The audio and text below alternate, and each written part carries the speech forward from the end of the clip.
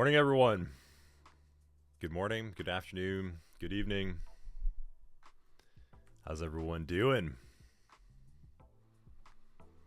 Welcome back to another Saturday over here at Level Effect. Top of the morning to you.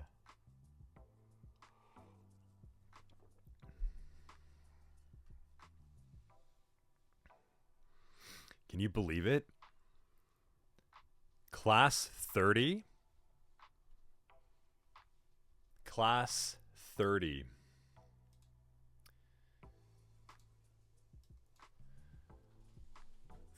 Classes down, everyone. That's crazy. Yeah, can't believe time's kind of flown by.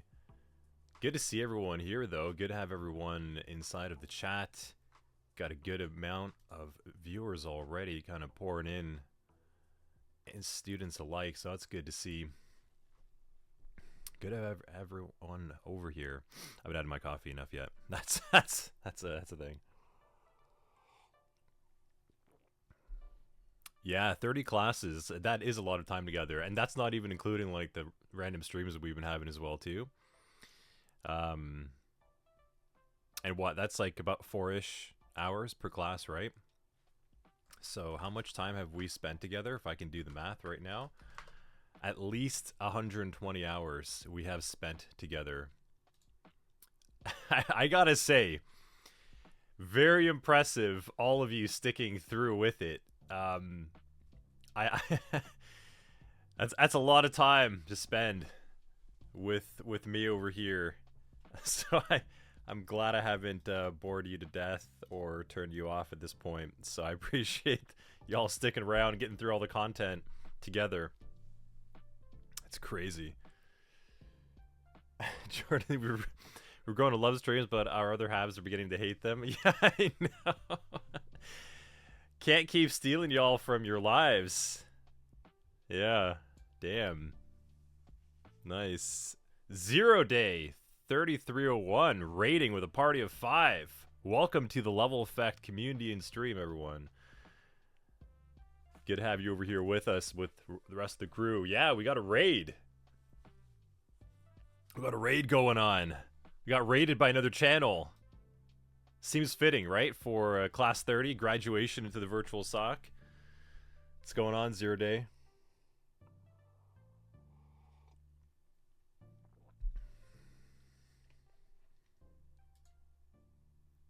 Who we got in chat over here? We got Matt, Sterling, Zeno, TomTom, our double, Patricia, Jordan. Garbage is here too. Nice. Easy does it. Bearded, Alan, KS, Karina, Cap, Joe, and Jacopo. Bunch of others as well too. Wild Piece here too. Nice, nice, nice. Now we see yeah, there he goes. Now I see 0 day and the crew coming in with the raid. Probably got clipped by the initial ads, right? But 0 day, welcome to the stream. Thanks for bringing everyone over. Finished some Active Directory hacking. Nice. Hope you had a good stream, man. I haven't caught your channel yet. You should check it out.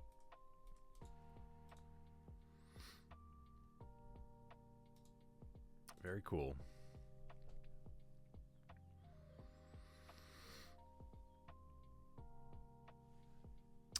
Bearded will be the title for today's stream. Still says classification. Really? Hold on a second here. Whoa, whoa, whoa. Hold on. Let me update that. Should say virtual SOC. There you go. So we're going to jump into our virtual security operations center that we've prepared for you. It's going to be an exciting time.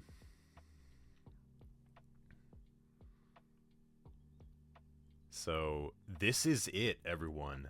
This is it right now, this class. So we're finally going to, at this point, you know, we've covered enough for the tier 1 analyst triage skill set. You now know at this point how to triage mal spam. You know how to rip through headers, attachments, the body. You know how to look for mismatches on the integrity checks on email delivery. You know how to look at the attachments for static and dynamic analysis, bring it to the Windows workstation. You know how to triage a Windows workstation. You know how to look for persistence and process and networking related anomalous activity and threat actor patterns to some degree at this tier 1 level that we've been teaching you. You also know how to hop inside of ELK. You know how to perform log and event analytics to support your findings. And you've been introduced to report writing and cyber threat intelligence to really enrich and deliver your evidence and your reports in a format that a stakeholder can review for action. We've covered a lot of ground. That's not just to include the general IT up to date as well. So a ton that we've been coming through. It's effectively, what, 3 months? No, October, November, December, January, February. 5 months. 5 months of studying live on the weekends over here at Level Effect. So thank you for committing and going through all of this and supporting and engaging and growing with the community and sharing everything that we've been up to. Really appreciate it.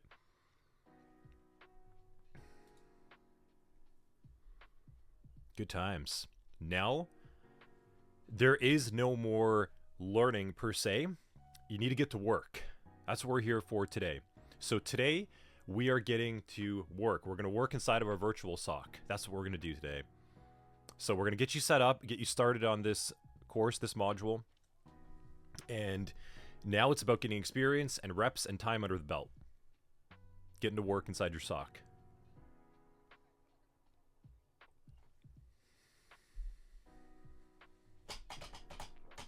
This is it, yep. The owning phase. Sharpen your skills, iterate, work on it, develop, and refine. Easy does it. Categorizing alert types is literally what you're working on this coming week at work. Yeah. Remember when we talked about the vulnerability management classification in on the GRC side of things? Right? We were talking about like the different scoring systems and risk classification and mitigation and effectively how to deal with threats and the various vectors that might be coming in and where you want to put what. And that's kind of what you're doing. And then, you know, we talked on the stream with Johnny about alert classification. And I think you got a bit of a taste of what it's like when it gets even more advanced. So, very cool.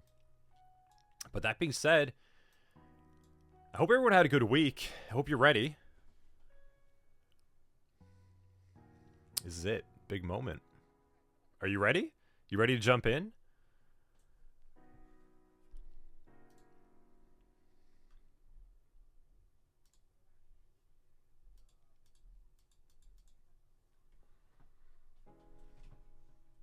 Yeah? Nice.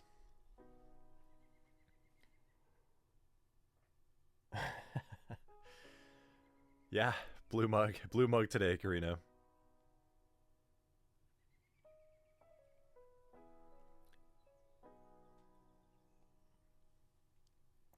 Defender mug is on. Okay. Let's jump to it.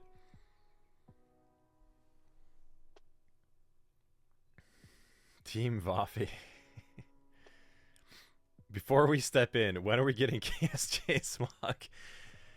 You know what, Jordan? I think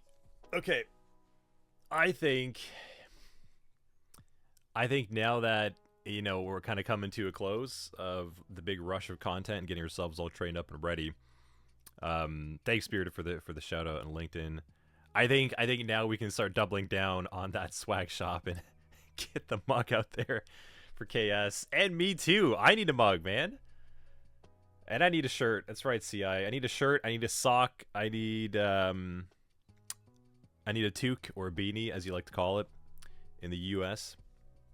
And I need a sweater. I need a hoodie. I need a full level effect swag to give me +1 to my triage skill set talent tree. That's what this gear actually gives you, a bonus to your defense skills. That's what I hear. That's what they say.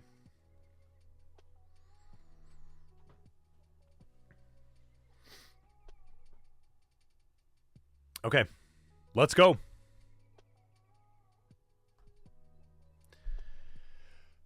Okay, so at this point, you should now see that the SOC 100-3 content is unlocked for you to get started.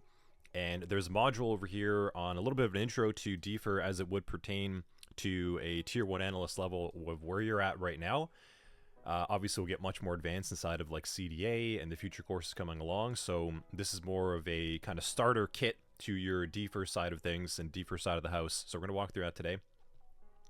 And you should also see some systems on the side over here. We have a compromised host for you. You have a new ELK. You have your workstation, and you have a DFIR Iris case management system. That's what we've decided to go with. So I'm actually really excited to share that we made a big upgrade to the virtual SOC. I think, so I know like CI, you've seen the CDA virtual SOC as it is. I think you're going to be impressed with what we've done with this version of it. And then we're going to be looking to upgrade the CDA one right now coming up after that. But that's the surprise. That's what I was talking about when I was saying that we have a bit of an upgrade in things that we've been working on in the back end. But we've upgraded the virtual SOC for SOC 100-3 in this series to make it a lot more seamless, an easier platform to work in. And I'm excited to share that with everyone when we get to it. Yeah.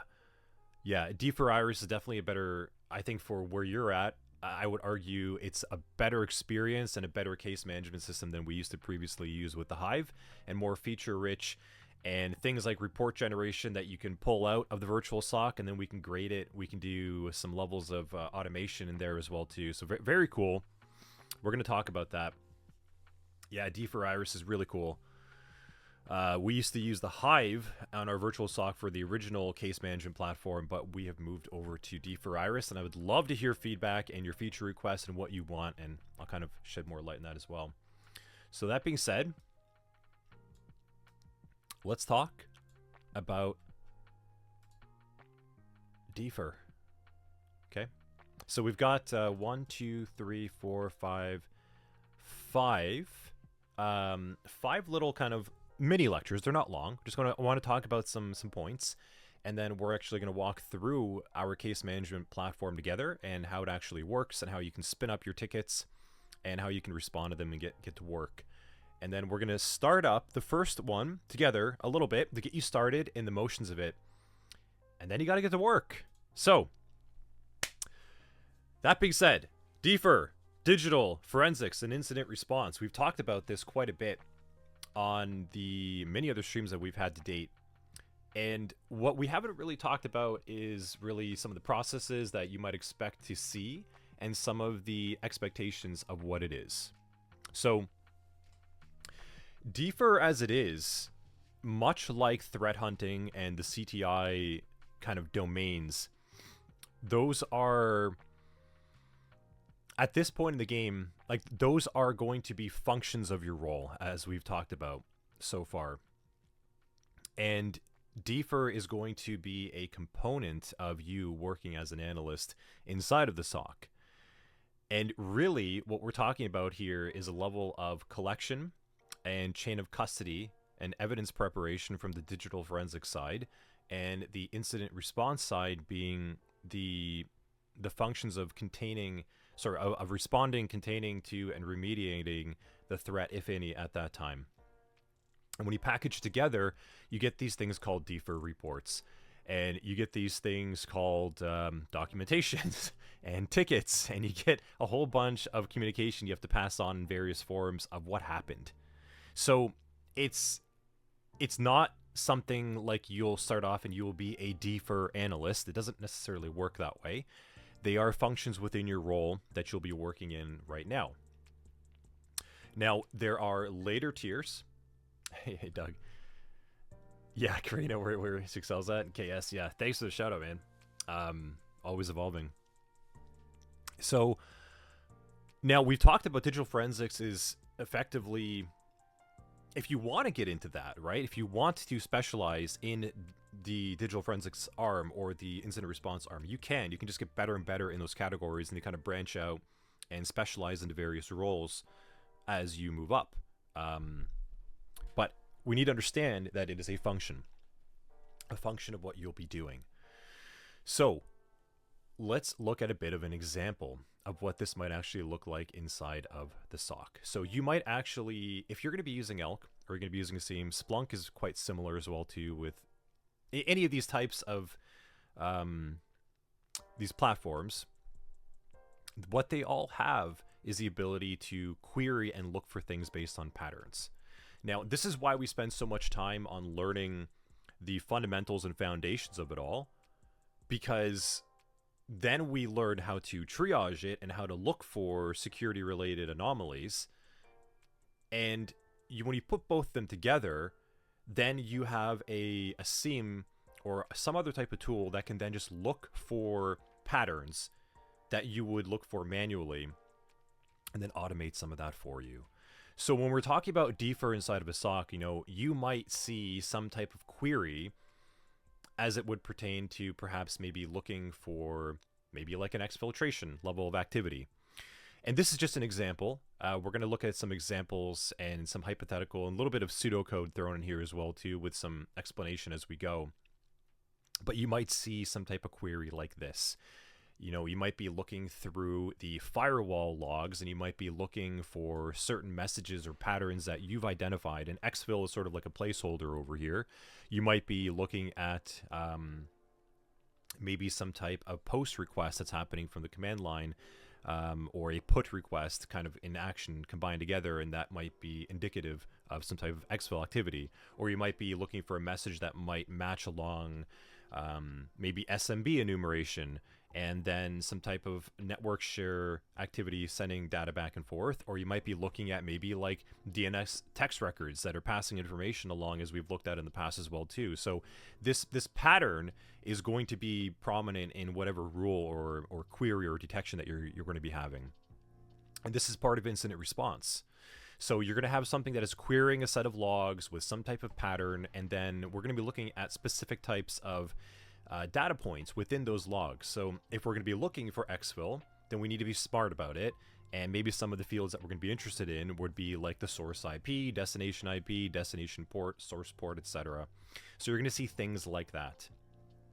And then we're going to be looking at levels of parameters that might be involved in that as well. Maybe also looking at the amount of alerts that are coming in. So is it a lot of alerts at once? Is it just one, etc.? But this is an example of where incident response might play a role inside of your SOC, looking for some type of exfil activity. So I think if you look at this, it's not that scary, right? It's language and syntax that you may not be totally familiar with, but you can make a guess of what it is.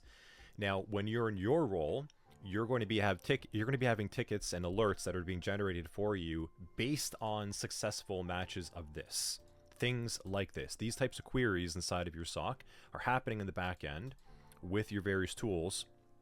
And if we have a success, then we're going to have an alert. So at that point, we're going to have to do our incident response as manual analysts with whatever information is provided to us. Take a little bit of coffee as well.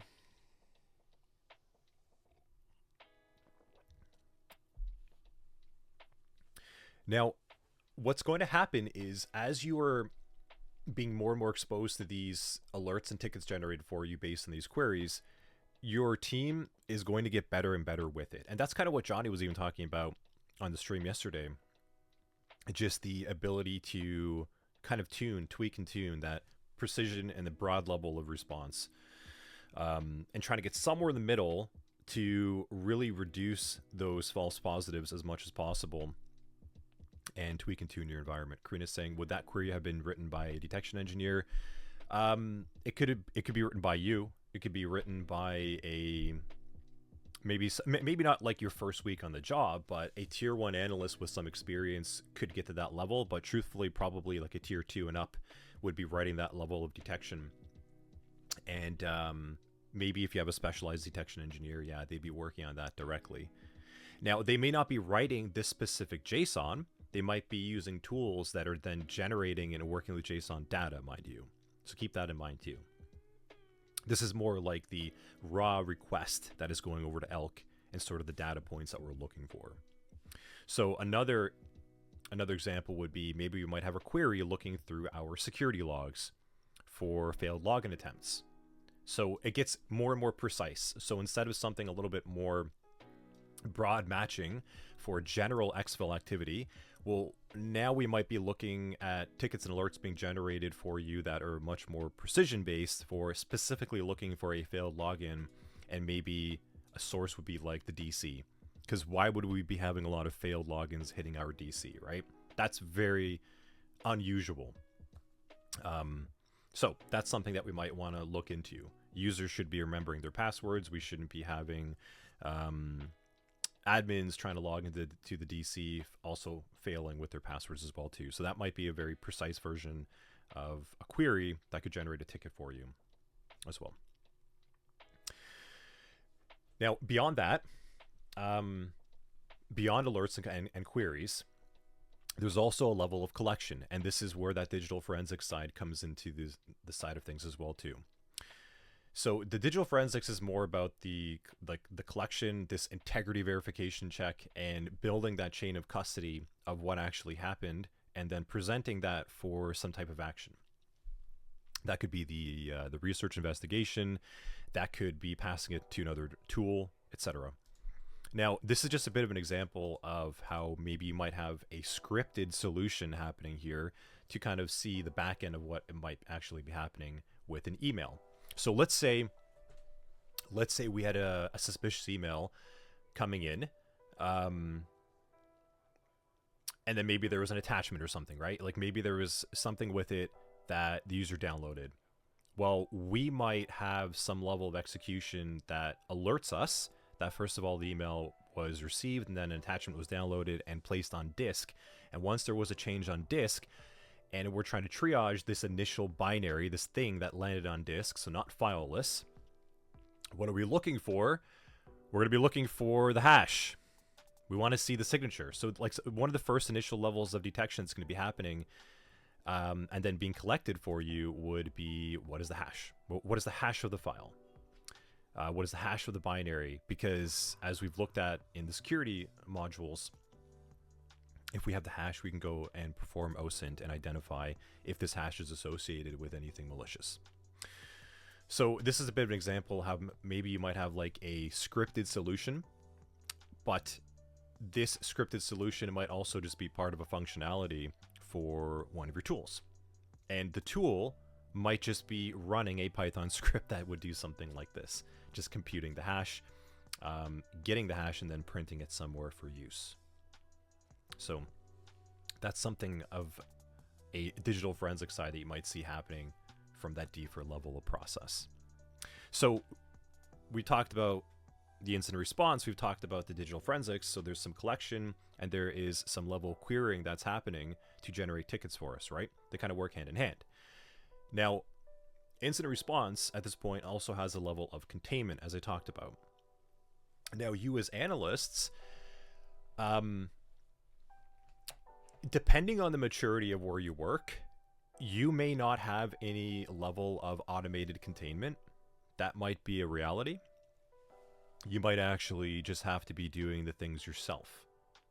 That's a very real possibility. I've worked in an environment like that where it was purely manual triage based on an alert.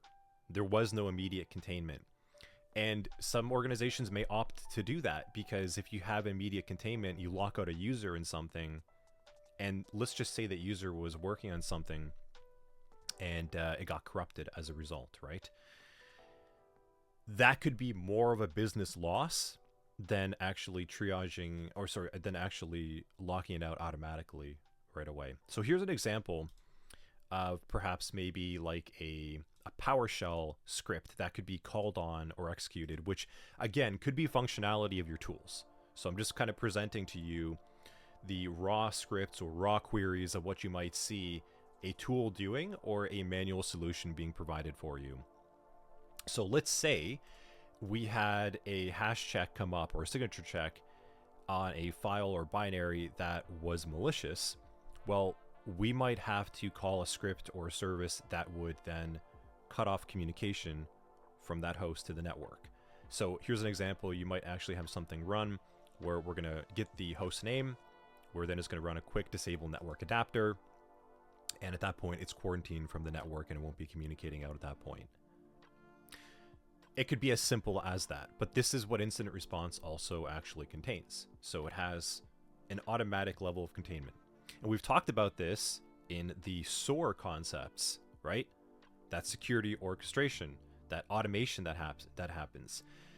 And if all of this beforehand, this is a lot of automatic stuff that's happening in the back end from like kind of top to bottom now in this topic.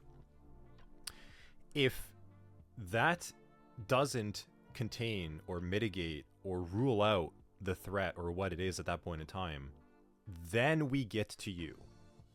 Then you have a full alert or ticket generated, and this is where we get into manual incident triage or incident response. Does that make sense?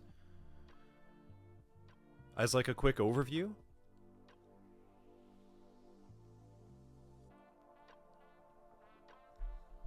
Because now you're involved.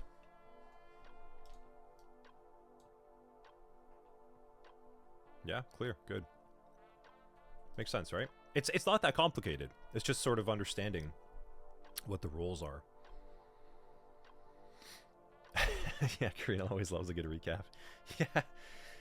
So, I mean, essentially to recap, right? When we're talking about DFIR inside of a SOC, we're talking about digital forensics for collection of evidence, chain of custody, and data collection to provide to another source or for analysis. And then we have an incident response that is working with that data or new data coming in, and then querying based on that data for threat actor patterns or anomalous patterns. Now, when you get both of them combined, you then have a level of automation that happens where if some of that data that has been collected and then queried, or a combination of both, is ruled to be a known threat actor pattern or a known malicious signature, well, contain it. Like, you can immediately just quarantine your host. And if that doesn't work, you're now involved. That's the recap, Karina. This is where we get you. And we say, Karina, you're the SOC analyst now. We need you to take a look at this. Here's an alert. There was no level of automation to contain it, or it has been contained, and we now need further action.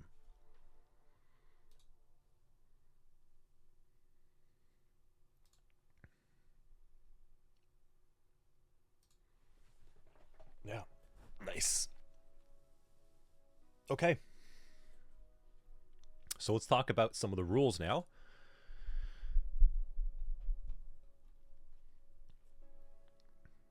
Now, largely you as tier 1 analysts are going to just be following the rules. Okay? Your job primarily, and should be, I should say, and again, depending on the maturity of your organization, if it hasn't had a lot of time under the belt to define their security policies or processes, you might have to do more. But your T1, like your tier 1 level of SOC analyst work, is to follow an established process and perform the steps that are inside of it. That's it. Now, the way that looks is effectively 3 things. And they get a little bit interchangeable as well, too. So we have these 3 things. One's called a Playbook, one's called a Runbook, and one's called an SOP, or Standard Operating Procedure. Now, there are some slight differences between the 3. Actually, I should say there's some slight differences between the Playbook and Runbook. The SOP being a little bit more on its own thing. So let's walk through them over here, right? A Playbook is more of like a dynamic scenario-based guide that sort of provides you decision trees or recommended actions. Okay? It's a little more vague. It's a little more overall picture. A Runbook is more of a step-by-step guide on what to do based on data or indicators provided or presented to you.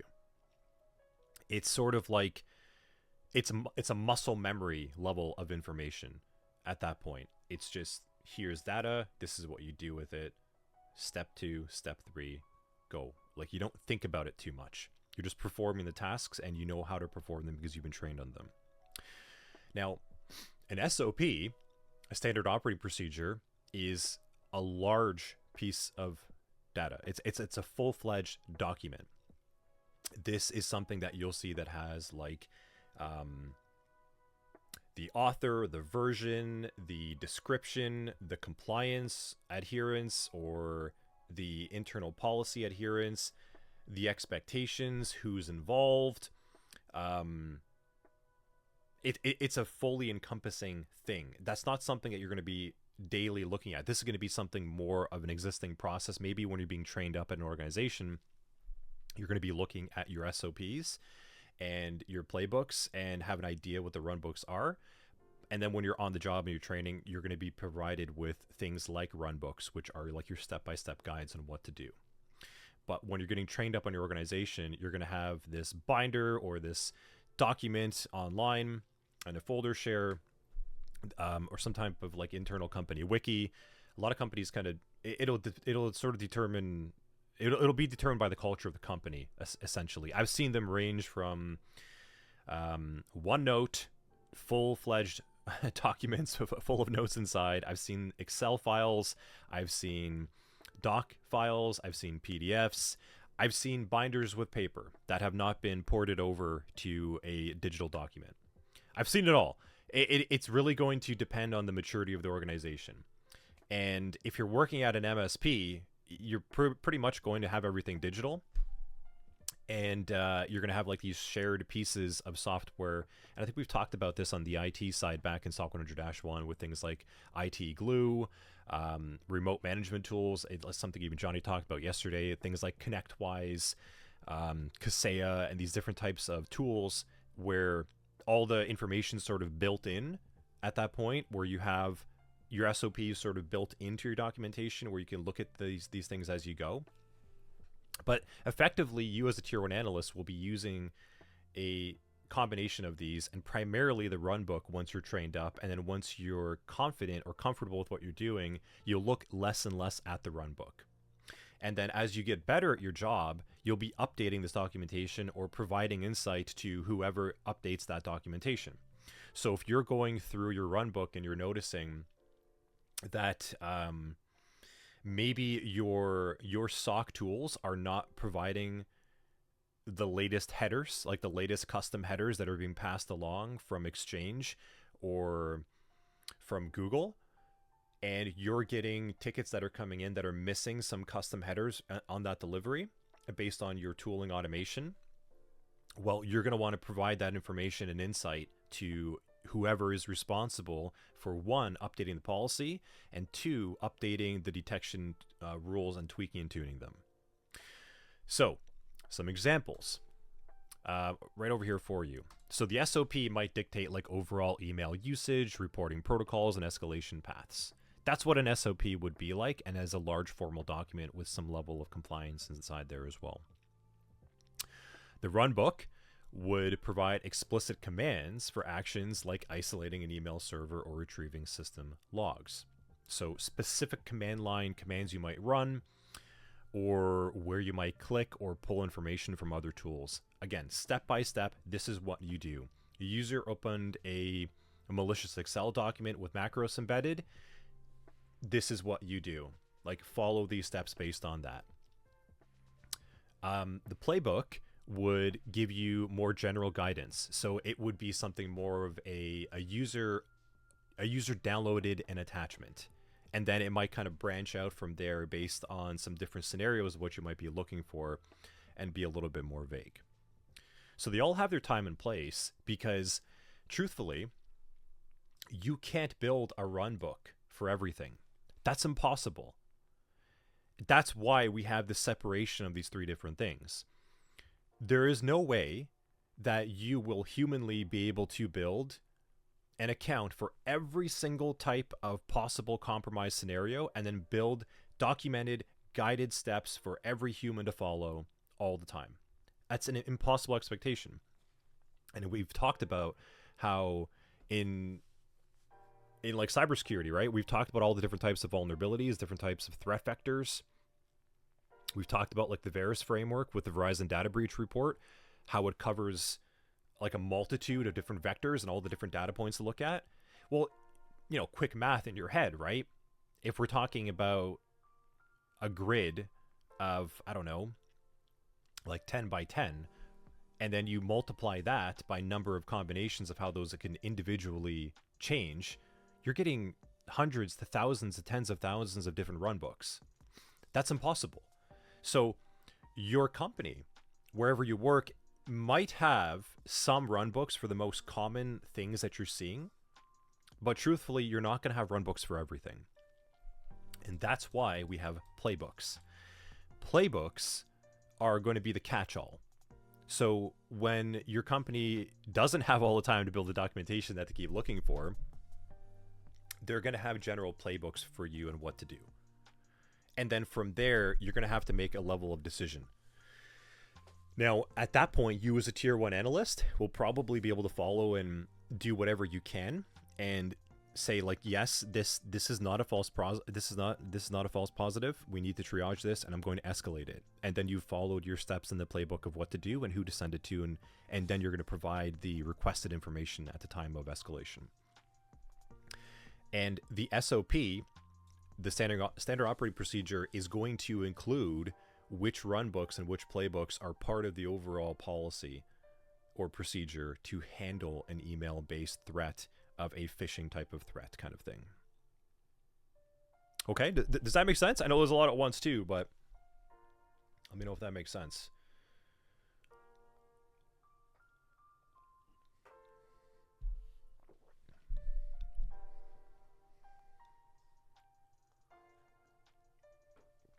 Can you submit a runbook to what? Do you mean like for review, or what do you mean by that, TomTom?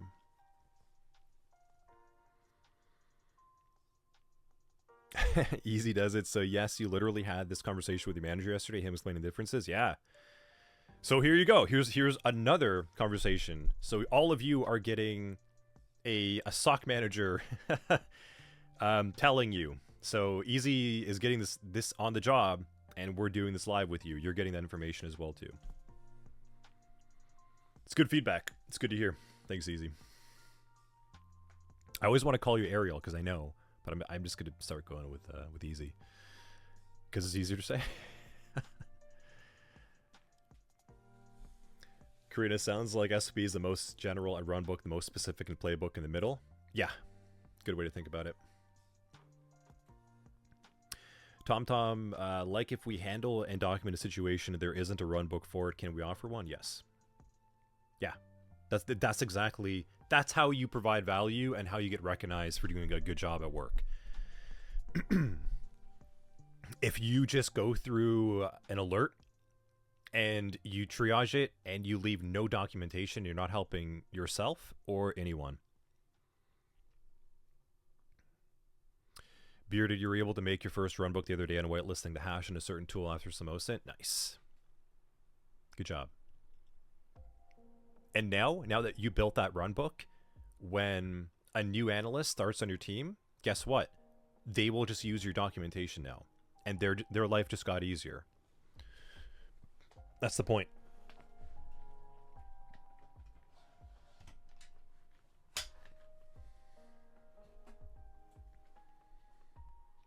So let's look at some little hypothetical high-level examples over here of maybe what a playbook might consist of. Thanks, Spirited. Yeah, for sure. Yeah, we want you to get in there and get to work right away. Go show them up. Show them what you're capable of. Okay. So here is a phishing email kind of triage playbook of what you might see. And this isn't exact, right? This is a little bit more high level of what you can sort of expect to see for the information inside there. So you might have something like the initial assessment of the playbook. So your objective would be to confirm if the email is a phishing attempt, right? So this is your objective. And then what are your general actions?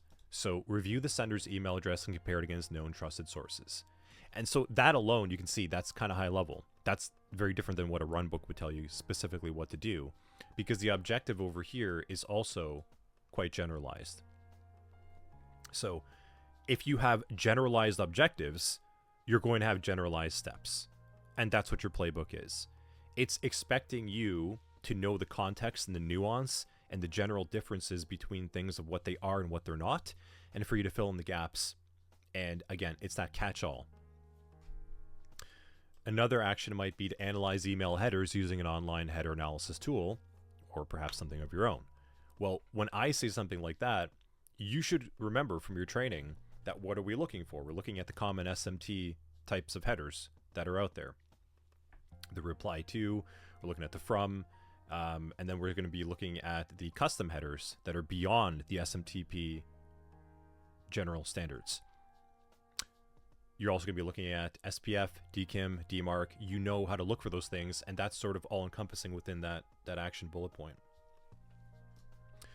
Look for suspicious URLs or unexpected attachments.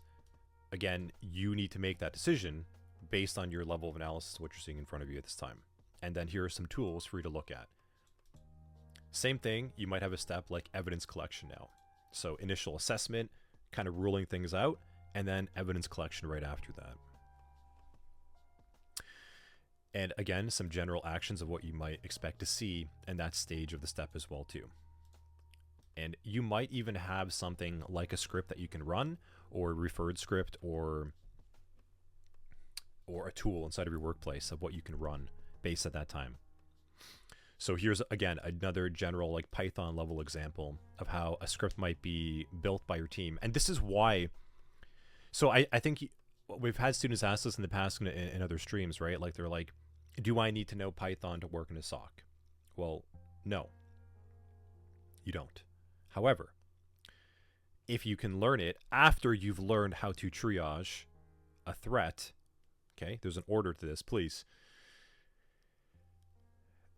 If you had to sort of pick pick one from two, you're going to want to learn how to do the job first, and then you're going to want to learn how to enrich or advance your job.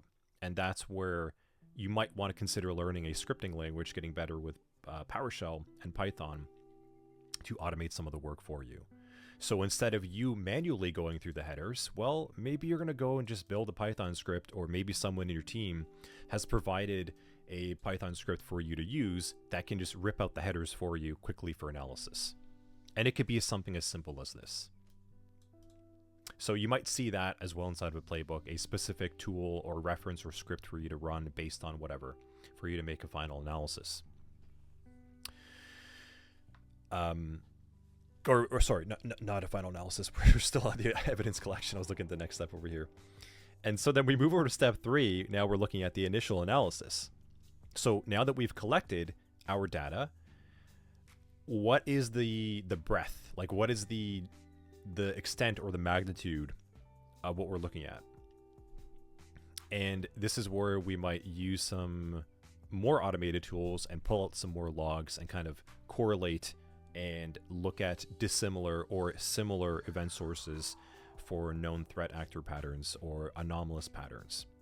So we might be looking for like URL scans, timestamps and such as well too. Again, kind of doing a quick query. And this query would be something that would be in the back end. Maybe if you're running like Elk and you're querying the filter bar at the top that we've talked about, this might be something that could, again, be automated by a script or built into a tool to query the Elk index for you, so you don't have to go in there manually all the time.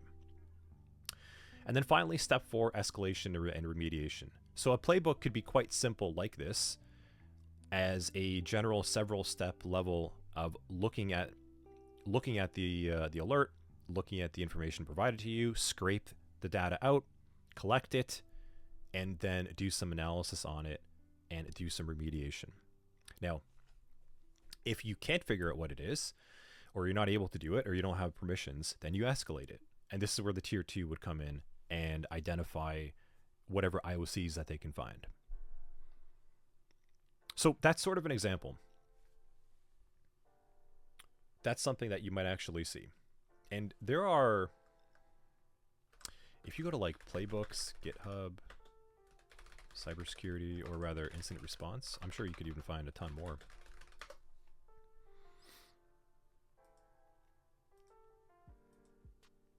Here you go, AWS incident response playbook samples.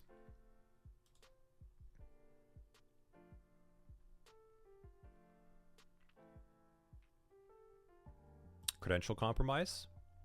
Here you go. Summary, the incident type. Well, here's part 1, right? Acquire, preserve, and document evidence. Here is an AWS, Amazon Web Services playbook for you to take a look at. See what I mean? Like, external communications are inside of here as well too. So like, ensure your organization's legal counsel is informed. So you might have a general high-level view of what to do, but effectively they're all the same. Acquire, document, preserve, contain, eradicate, or remediate. So quite a few examples of a lot of different types, and you can see they're going to vary quite a bit, but generally the stages are the same. So the in-between of the steps will vary quite wildly, but the steps themselves are going to remain somewhat the same. And there's a reason for this as well too. Okay? So if you take a look at NIST Special Publication 861, they actually have a full dedication to this.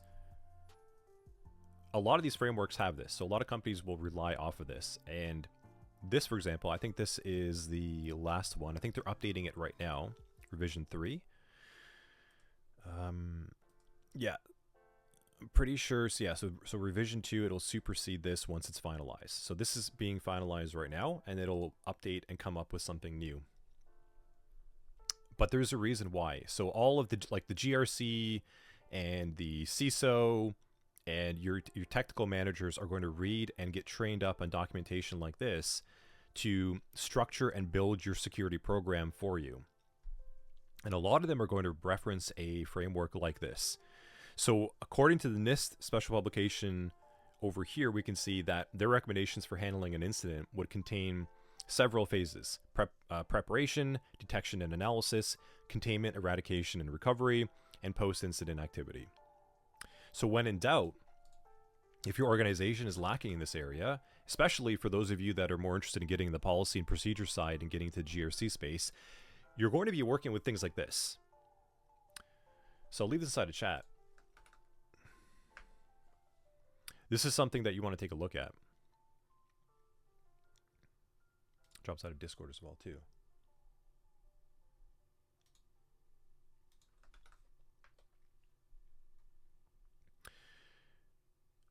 Definitely good recommended reading.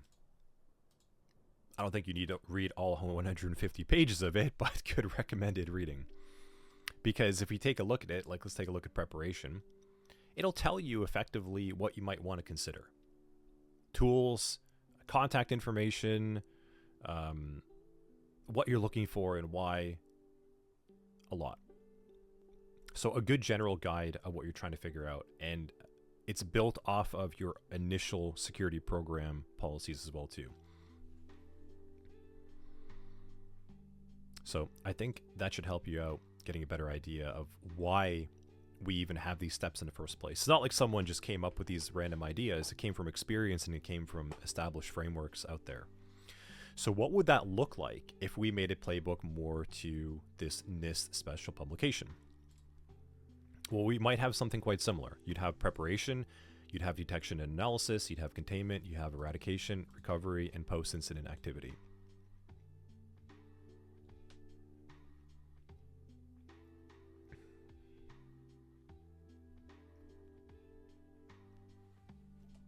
Now, where does the SOAR come into this again? Once you have built out your runbooks and your security program gets more mature with better runbooks, better playbooks, better SOPs, you can now utilize the functions of SOAR, your security orchestration, automation, and response. If you know that you're not getting any more alerts, or it's getting less and less frequent that you see something and you don't have documentation on it, well, you should probably start considering to build automation to help you triage those initial types of events. And again, that's where the SOAR level of activity comes inside. And it's as simple as making a web request, so using like a Python script or some other type of scripting language, make a request and send it to your SOR tool, and then tell it what to look for. So like in this case, we might be looking for, what do we have over here? Like a phishing triage playbook and the runbook, or sorry, the playbook number that we're referencing as well too.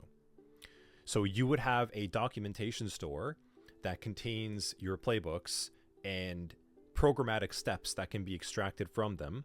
And then you would have a service that's being ran. So like if you get an alert for some type of like malicious email, mouse spam coming in, and you know that you need to pull the headers out immediately for analysis, well, you could build that playbook, have the necessary steps inside of there to get the headers out.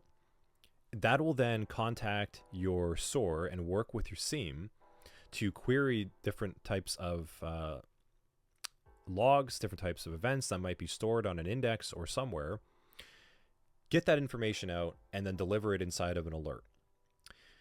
Further, if you know now that you as an analyst are going to do what? Look up the hash, look up the domain,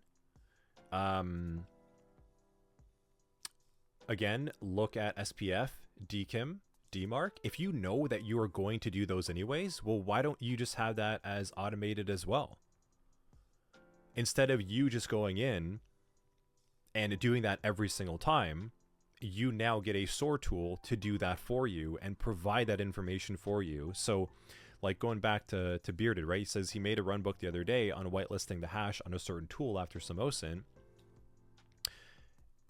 If your environment, Bearded, has SOR capabilities, then it would be recommended to go and start getting OSINT based on hashes, based on alerts of that nature as well, and then just providing you the results of the hash, so you don't have to actually go and collect it yourself. So you see, it's kind of like a tiered process, and that's where you want to go. And this is why we've been talking about a lot of these things up until now. Is it's so crucial to just build the skill set, right? Like build your IT knowledge, build your security knowledge, be confident to be able to manually do whatever you need to do, and then automate the hell out of it. Because you've seen, like, it's not that complicated to go and get the hash. It's not that complicated to do a signature check. It's not that complicated to do a domain lookup and go to pull like a whole whois record and get all the information on a domain and make an assessment there on yourself. You know that it's not that complicated to go to VirusTotal or Joe Sandbox or any.run and throw a binary through it. Those are all steps that you've been able to do, right? So now that we know what to do, let's start building automation to do that for us. And then our job becomes the check and balance when those automation tools don't work properly or we get anomalies on those tools themselves. And that's where you want to go. And that's what the SOR is trying to provide you, is to automate all that documentation you're providing. And that's why we keep trying to tell you that the documentation is so important, because once you do it once, you can then automate it thereafter many times. So Pandem's saying, can the SOR also query VirusTotal? Yes. Yes, it can. If you set that up, it can.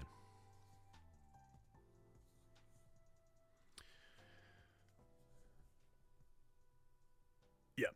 Tom. Nice.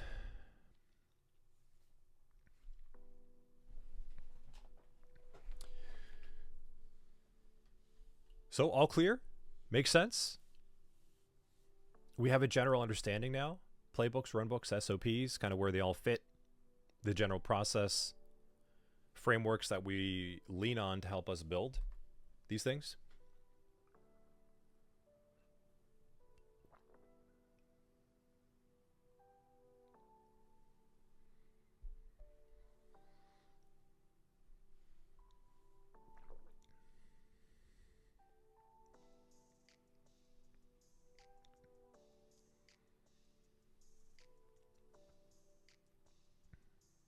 Clear, yeah, cool.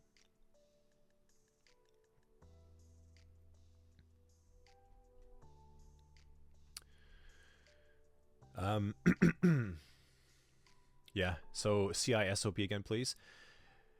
Yeah, so the information will be inside the course as well too, but just remember, so like an SOP is going to be a general formal document containing all of the information that you're going to be seeing inside of a playbook, not so much the runbook, but it's going to contain the playbook information inside there at a high level, and then also like business continuity stuff, compliance, who to contact when. It's also going to have things like description and purpose, like why we even have this in the first place. What compliance framework are we adhering to that is requiring us to have this policy or this procedure in the first place? So an SOP would be a larger document for you to refer to, and you can consider it to be sort of like the law. Okay, put it that way. You know, when we think about like the law and we look up like what are the laws of this nation or this state or this country, you go and you look them up, and there is a huge document explaining what this law is, why it exists, what it's for, when to use it. And then you get to the actual courthouse, and then lawyers use different laws to be able to evaluate what is applicable and what is relevant to this case. And then those lawyers effectively also have runbooks of their own based on this type of court case, and it's going to be following or being dictated by the law of this state or this country. If these variables all line up, I'm just going to do what I've done in the past, and it's going to work out in my favor or work out for the case. That would be sort of like how a lawyer would also have like their own runbook to follow as well. So it's not just exclusive to cybersecurity. You can think of it as a higher level context to get a better understanding of what it's supposed to mean at your current environment as well. Cool.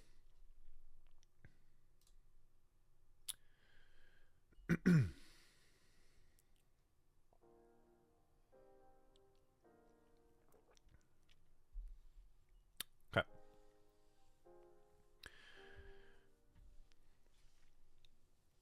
So now, when we talk about incident response, we are effectively talking about 4 levels of directional data. Okay. We have this concept of north, south, east, west. Excuse me. North, south, east, west traffic. And ideally, when traffic is moving or changing direction, we want to be alerted. Okay. And when we see patterns happening in a single direction, we also want to be alerted. That's the basis of incident response. And we're trying to contain ourselves to that logic when making sure that we're collecting the right data. So, north, in this case, could be considered inbound traffic. So this is traffic entering your network from external sources. So when we're like downloading things, right? Or this could be also, this could be scans, right? Like, yeah, so I wrote down over here. Attackers may use, port scans, vulnerability probes. You can get ping requests. You could get port scanning, whole number of things. But this is traffic coming into your network from external sources. Now, this could look strange, right? If we saw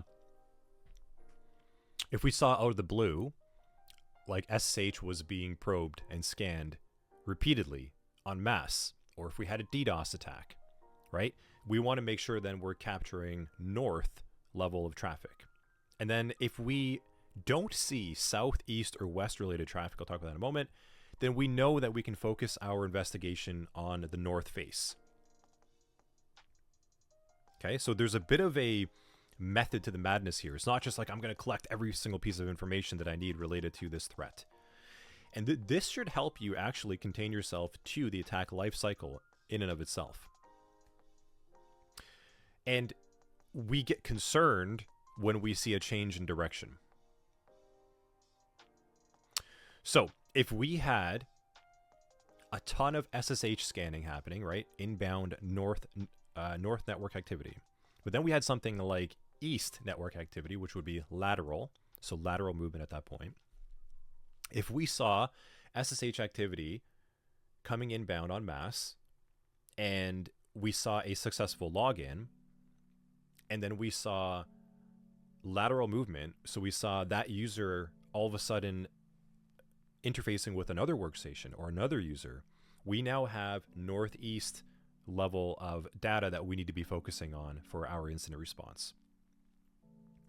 So that is to say, if we are building a procedure, so if we have a general SOP that we want to build for, let's call it like a brute force attack, we'll then want to say, if our systems are receiving mass scans on SSH for a brute force attack, we want to build an SOP around this.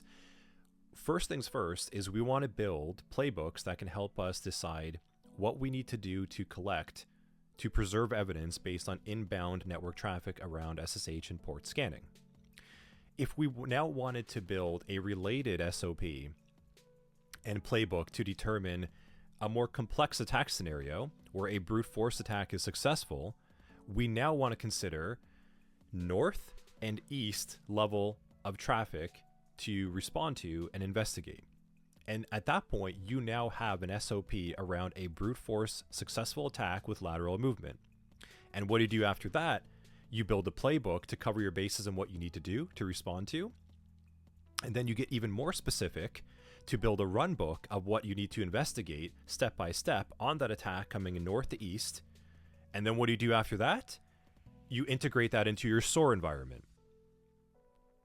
Okay? Then you start building your automation. And then you start getting detection engineering. You see how it's all layered? So there is a reason why we have these things in place, and there's a reason why we need to think directionally, because it keeps us centered on what could happen and lets us be more constrained around guidelines and guardrails to build specific attack pattern detections based on what could happen based on our environment.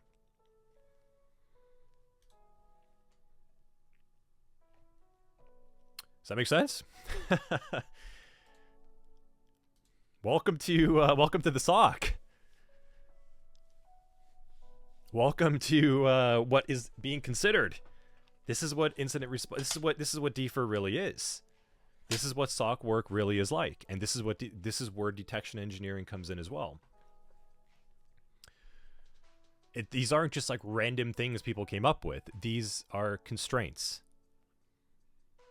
So similarly, right? We have south outbound traffic. That's traffic leaving your network.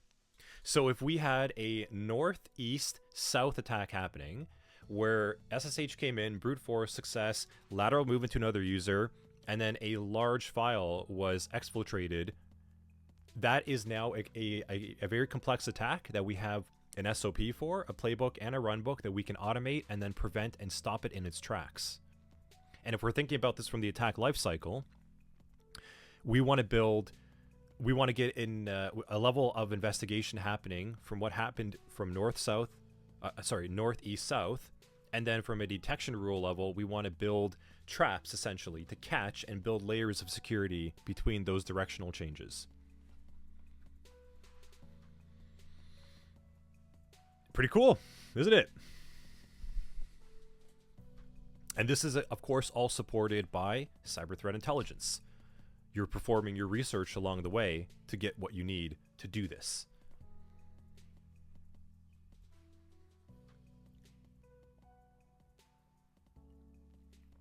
Pretty cool.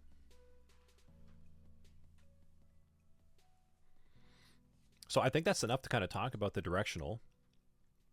Now, I've provided some general examples of how you might perform some queries, right? Of like north, so inbound scanning, looking for destination ports from like maybe some like the common service ports 1 to 1024 or whatever, and then we're looking for source IP. Cyber orienteering, yeah.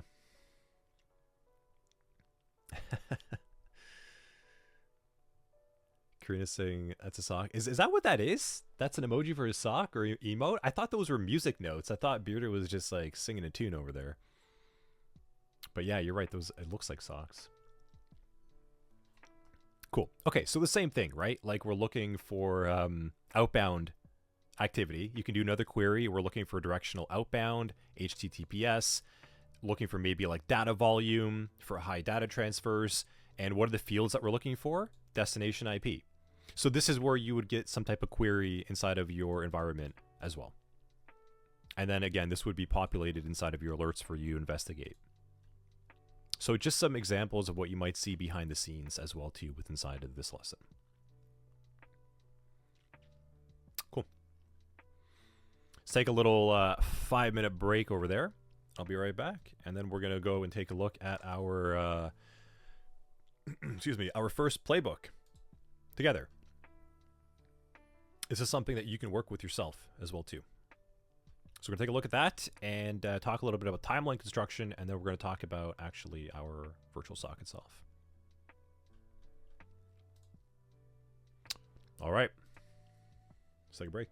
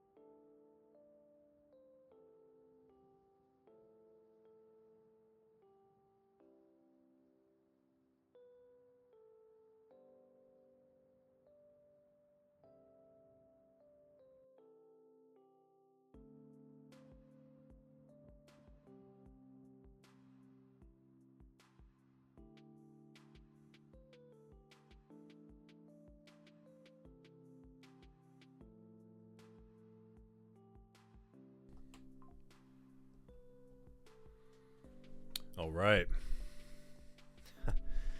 So,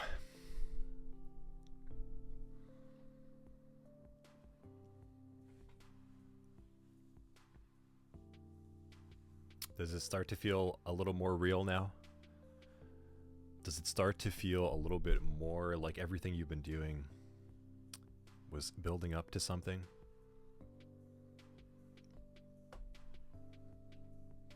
Has it settled in yet?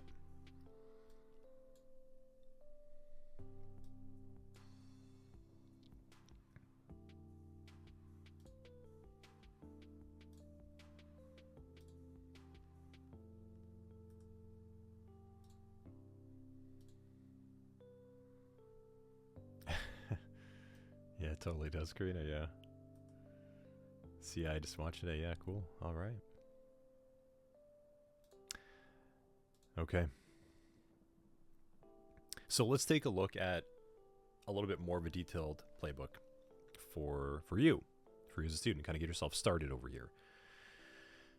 So let's just say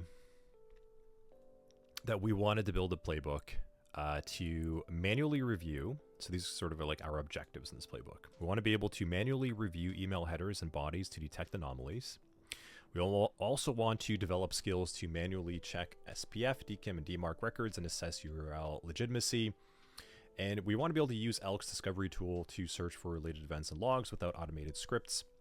And we want to create a repeatable process for triaging mail spam using manual review techniques. So this is sort of like our objectives over here with this lesson. So we want to be able to get you to be able to do. So step one. So let's say you get mail spam. Okay, let's walk through together. You get a mouse spam based alert, or you have a scenario in your training, whether it's here at Level Effect or in your home lab. What do? So first things first, start by collecting all necessary data regarding the suspicious email. And I want you to start building your playbooks and your methodologies. If you haven't already, please start. Okay? You need to make sure that when you're developing your initial skill sets, you have to have your guardrails in front of you of where to stay focused on. And if you don't, a common mistake a lot of new students make, or newcomers or beginners, they just kind of collect anything or anything shiny. They'll start with something, oh, that stands out, I'm just going to go and grab that. And then you can really rabbit hole yourself quite badly. So we want you to build this methodology and this level of playbook thinking for your analysis. There's a saying, right? Like a stitch in time saves 9. And there's a reason for that. Because yes, while you might get away with it at times where you're like, yeah, I landed on the right thing. I did this. I triaged this thing in a couple of minutes. When if I just did the entire playbook, it would have taken me 10 to 15 minutes. Sure, I get that. But in the long run, if you stick to that level of analysis of just sort of chasing that immediate shiny object, and you don't have the experience really to support your findings yet and really work off that ability. And that's where experience comes in. That's the difference between like a tier 1 SOC analyst and a tier 2 and a tier 3. Where the tier 2 and 3 have a lot more experience. They've seen things before. They can mentally perform the playbook and runbook in their head. It's just like, it's like instant. It just happens. You've seen it. You've been around it. You've been exposed to it. You can just do it without thinking. And you're generally going to pick the right target from where to start off with. But when you're beginning,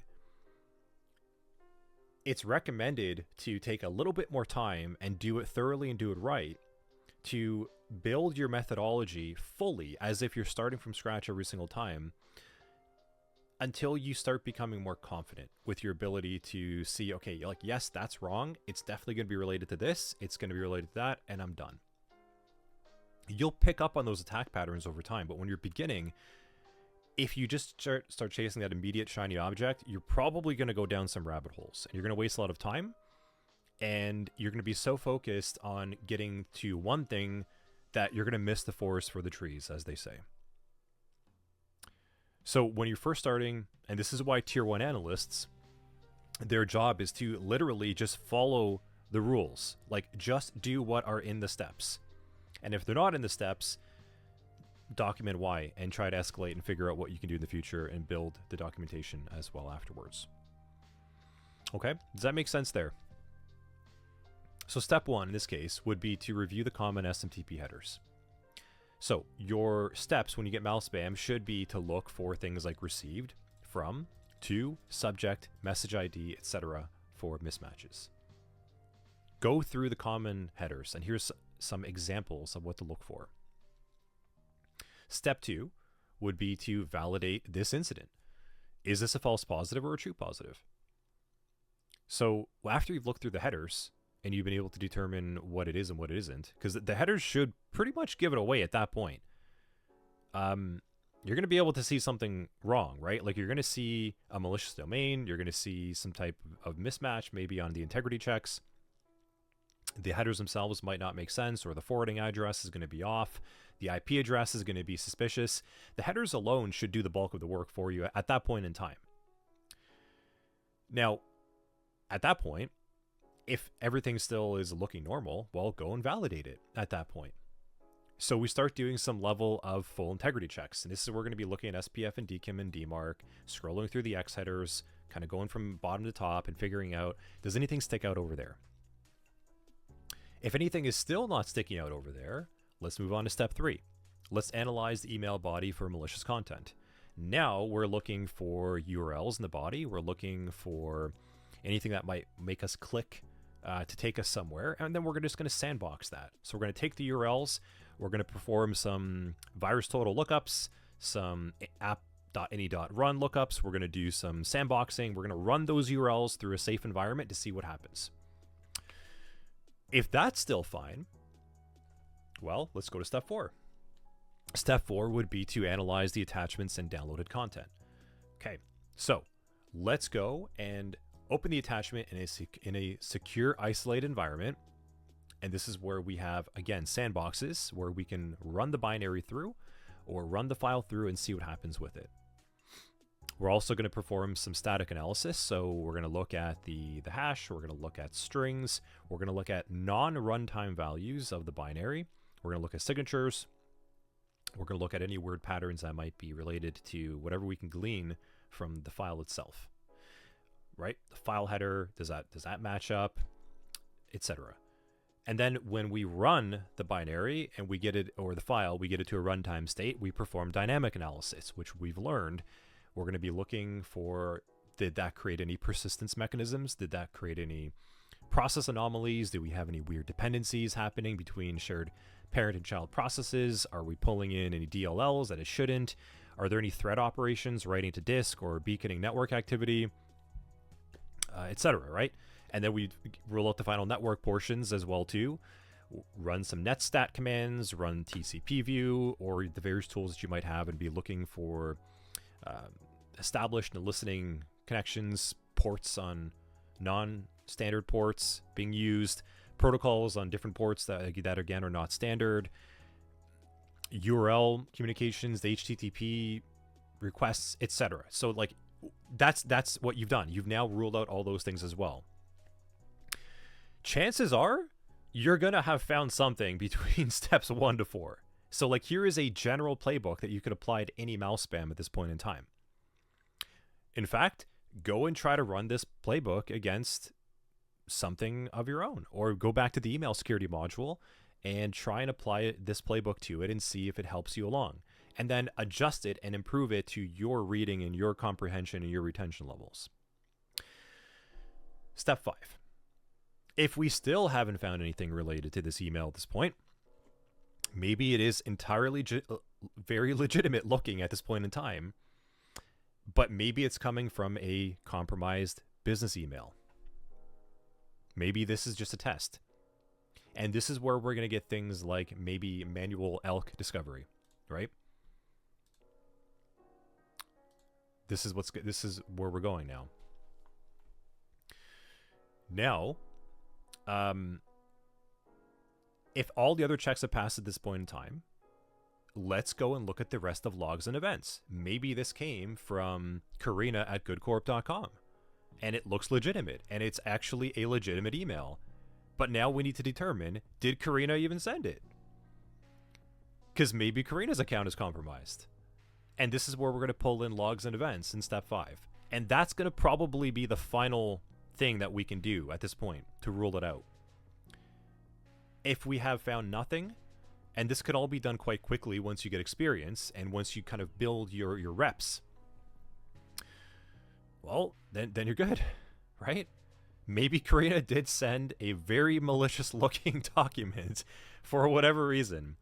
Or maybe it was CI Ray in chat. Maybe CI hijacked Karina's account and sent a prank email. And it triggered the security alert, and Bearded at his SOC is looking at an alert and being like, damn it, not again. CI got me. So Bearded saying, what Anthony is showing right now is exactly the step-by-step guide on what it looks like doing this in real life when you get a potential malicious email alert in the SIEM. Yeah. Yeah, that's it. It's not like, we're not like reinventing the wheel at all, right? Like that's what I was trying to say, is once you start reviewing this a little bit more in depth, there's only so many things you can look at. But I hope that this really gives you an idea of what your playbook would actually look like. And then, okay, so finally, maybe we do actually have something malicious. Appreciate the shout out too, Bearded. Thanks for the chat backup. He's not a paid actor. So maybe we do get to a root cause analysis, right? Maybe we do finally find something malicious. Well, we just do all the triage checks. We look up our OSINT. We look up our closed source intelligence, you name it, right? We look up everything we need to validate what we need to determine on like headers, requests, body, URL, etc. And then we, of course, if there was something malicious on the attachment, what are we going to do?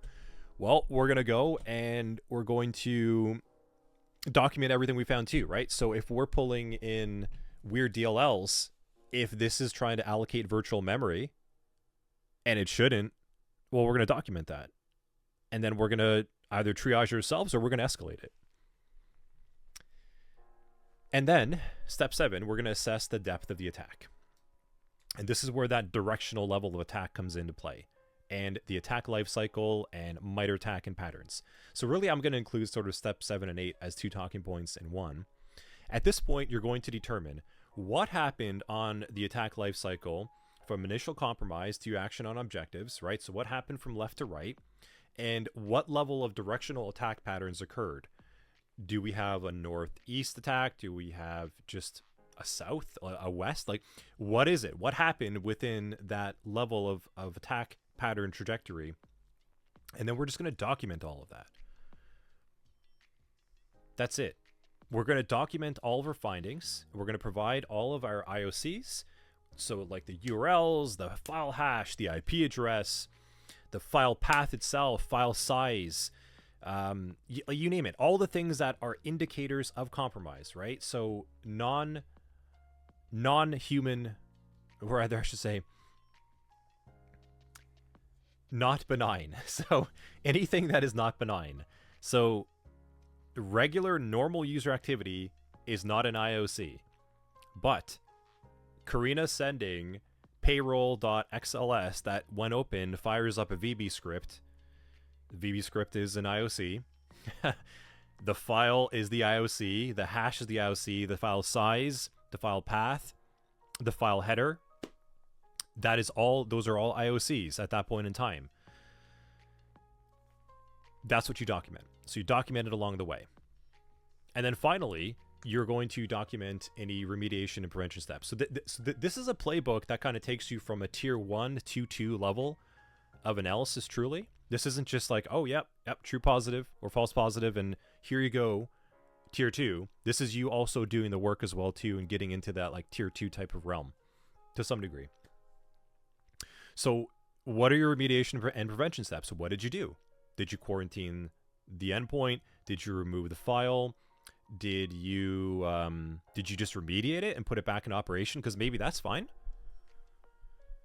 Maybe you looked at the thread operations and all it did was execute a VB script, and maybe the VB script failed because there weren't enough permissions on the user account that ran it.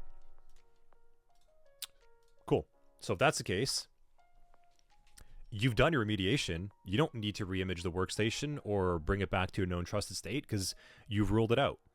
I mean, if you want to be sure, go ahead and bring it back to a known trusted state. You could do that too if it's not too much of an impact to business. Maybe you could do that in the off hours if you're sure. But maybe the user can get back to work and do their job. So that's where that remediation and prevention steps comes into play. And then finally, lessons and reporting. So lessons learned. What did you learn from this? What did you learn from this attack? Or what did you learn from this non-attack, right? Kumo's over in chat. Easy email, honeypot. Get a throwaway address, sign up to everything. Yeah. Yeah, to Jordan. Yeah. Exactly, right? So Jordan's saying, I need to practice this with my spam emails. Exactly. That's all you need to do. Get the reps in, get the experience, and build off of what we've taught you in the email security module of what to look for specifically, and follow this playbook, and then improve the playbook to you. Like, make the words your words. Make it easier for you to retain. And then finally, I've also provided you a markdown format of the attack above. Sorry, of the playbook above, and walking through of what maybe like a malspam incident might look like. So you can go ahead and copy this, right, when you get to the course and you open it up, and just work with this playbook. Saito, you can go to this GitHub. Yeah, cool. Drop it in Discord if you can. I think you're in our Discord, right? I think.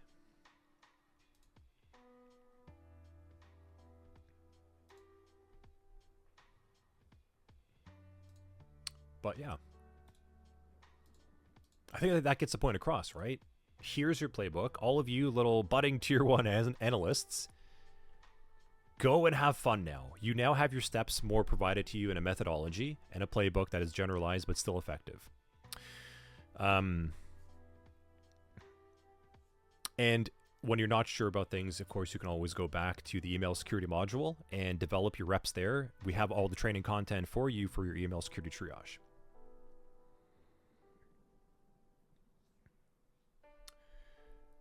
Last but not least is the timeline construction and the DIFR report itself. So,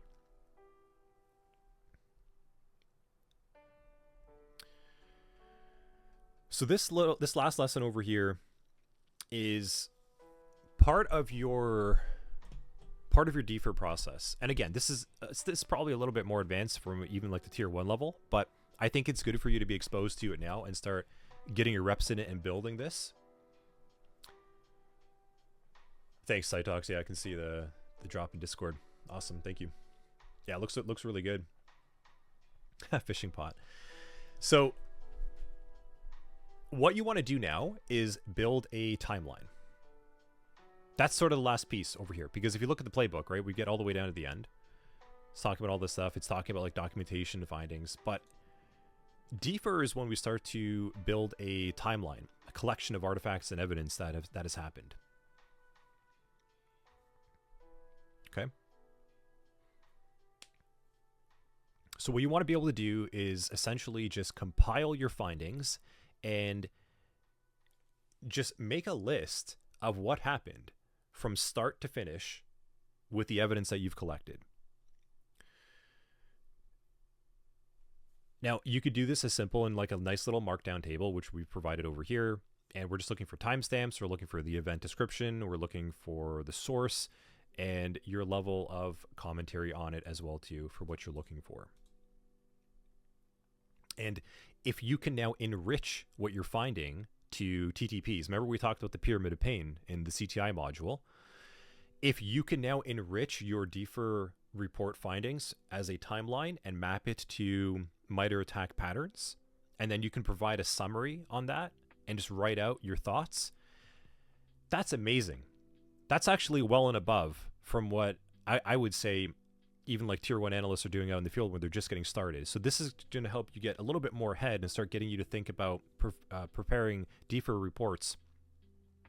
And this is something that you would see from like that tier 2 and up, where they actually have to contain this all and maybe have some more thorough documentation on anything that's much more severe than a tier 1 analyst running through a runbook. So what are we looking for? Some hypothetical examples. Well, reconnaissance and delivery happened at 8:15.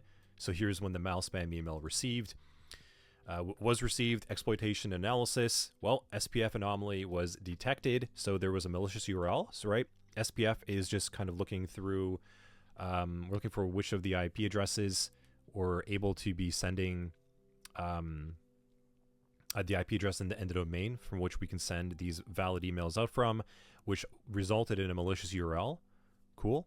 So we have the exploitation analysis step that happened over here, and then any command and control and propagation. And this is sort of where we could come up with some analysis steps that have happened over here. Was a user account a local admin? Was it able to enumerate a share? Or was it able to retrieve any stored credentials from maybe like a known vulnerability or a known vulnerable service in the system that could be exploited? There's a number of things that could happen at that point. And then what was the containment or eradication? And this, if this was a live incident, you would be containing that. But obviously we're doing post-incident analysis over here. And you would just maybe say what you've done or what you would recommend. Okay. So a general DFIR report could look as something as simple like this. I provided a very simple format for you to follow. Let's take a look. We have our date and time, our incident type, email received from the suspiciousemailexample.com. This is what happened. This is what you've done. And then your analysis and findings kind of mapped to some stages over here from your detection, investigation, response, and lessons learned. So this is sort of like following your playbook steps in one. And then what are your recommendations? So Karina's saying, sounds like this is a timeline of the incident response. Correct. Yes. And not the attack itself. Well, yeah, I mean, we're doing a DFIR report from a post-incident. So what you'll be doing is preparing a collection based on what happened and what you're able to determine from logs and events, or running the binary itself as well too, or anything that's been recorded. So you're looking at stored data of the event. If this was an active event, if this was a live incident response, you would be capturing this information as you go and then compiling the report after. Yeah. So it's kind of two different flavors. You all will be doing effectively post-incident at this point.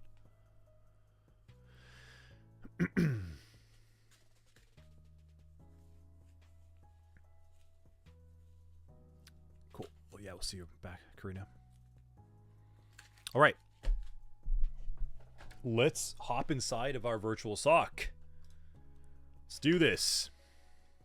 So let's go to lab, working in the virtual SOC. So inside of your SOC 100-3 Defend course, you will see this topic over here to get started. So I'm going to go to the systems, and I'm going to fire up the workstation and the DFIR iris case management system. We're going to walk through it.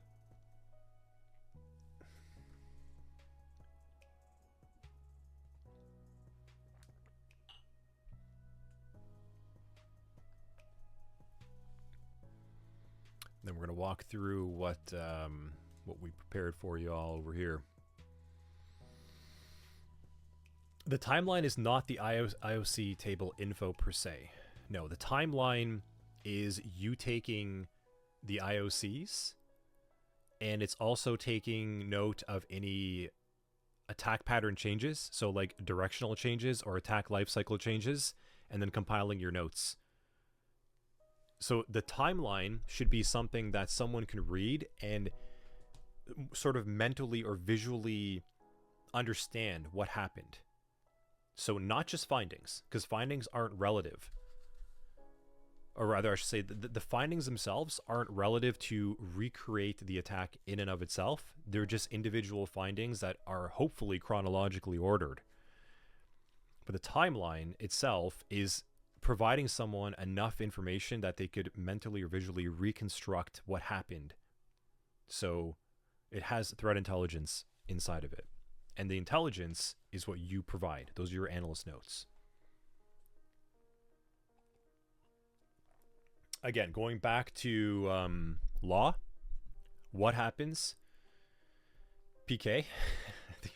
Okay, yeah.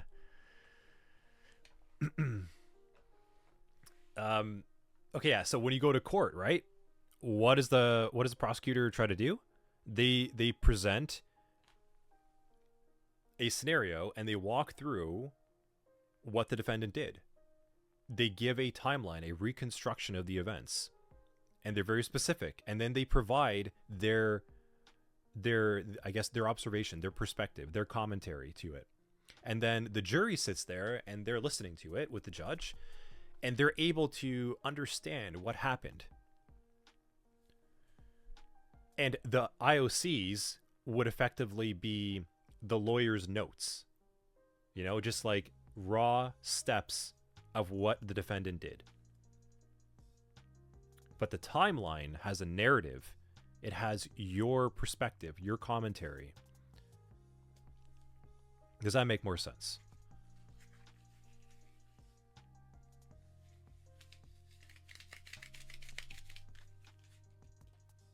Yeah, cool. I always like to say, I've been saying this since the beginning, right? Is when in doubt, if you're not sure about a cybersecurity term or definition, don't try and understand it as a cybersecurity term or definition. Try and understand it for what it actually is and apply it in other real life situations. Security is a property of something. It's a subset of something. It doesn't exist in and of itself. So when we're talking about a timeline, like an attack timeline, that's why I gave those examples, is try and relate it to something else in normal life. And I can tell you, like 9.9 times out of 10, it's probably going to just be that.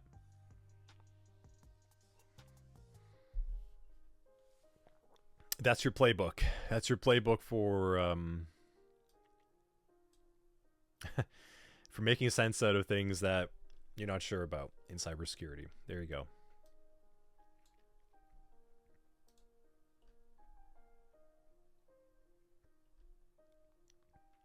Cool. Okay. So systems are up. Let's go. We're going to connect to our workstation.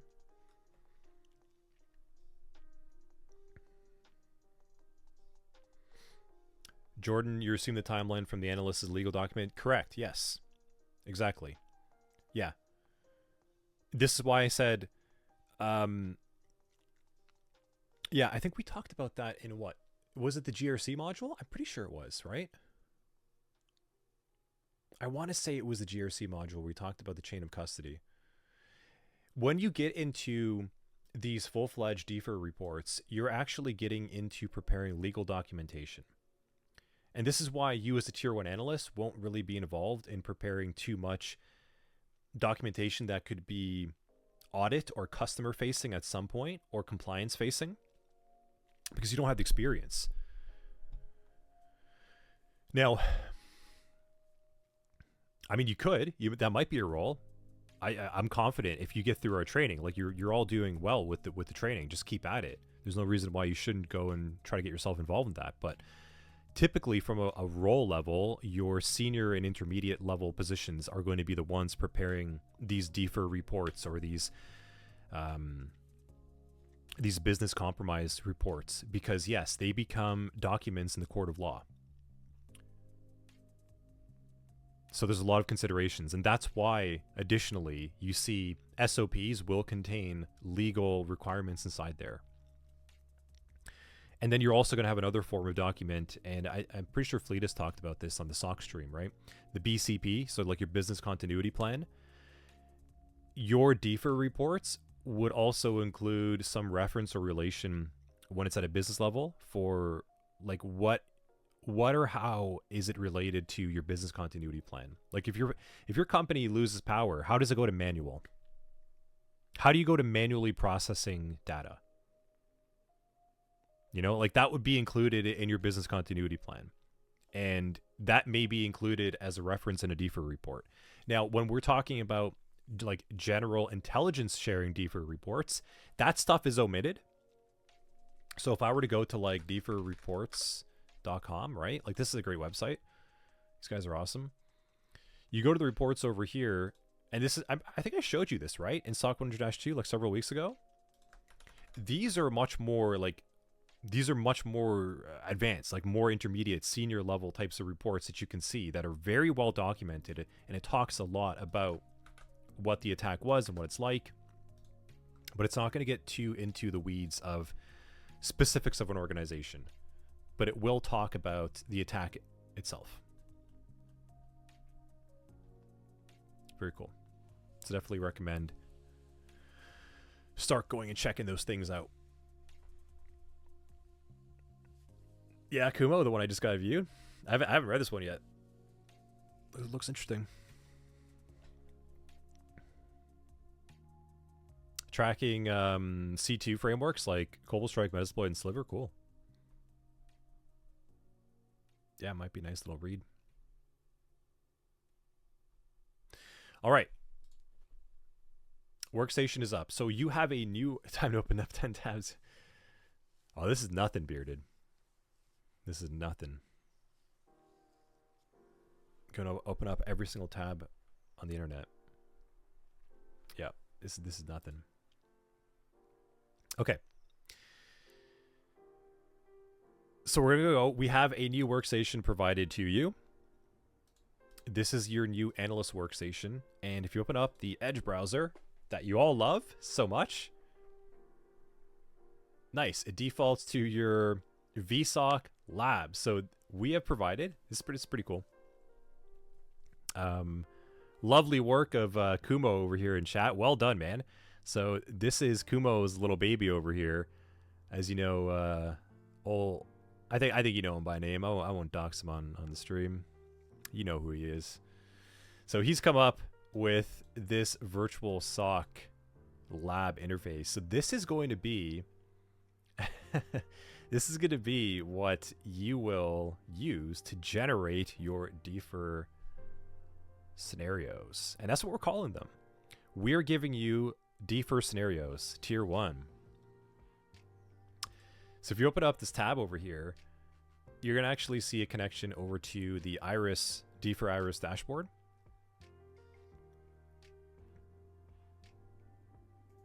Yeah, just make sure. Okay, yeah. And you'll have the credentials of Analyst and what is it? VSOC Student? Yeah, VSOC Student 99.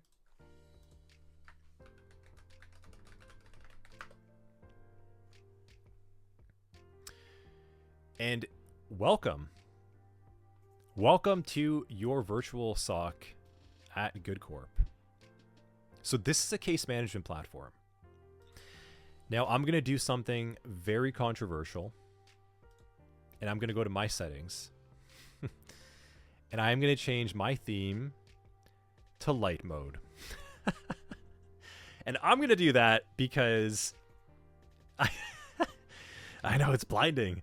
I'm going to do that because for me, I feel like it's a better experience on light mode. But that's just me.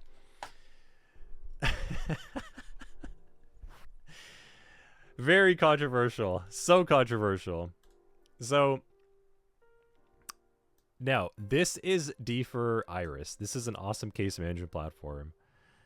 And what you're seeing over here is very similar to essentially any case management platform that's out there. You are going to have a panel of cases. So like, what is your active case? And there's a demo here. We're going to create ours in a moment.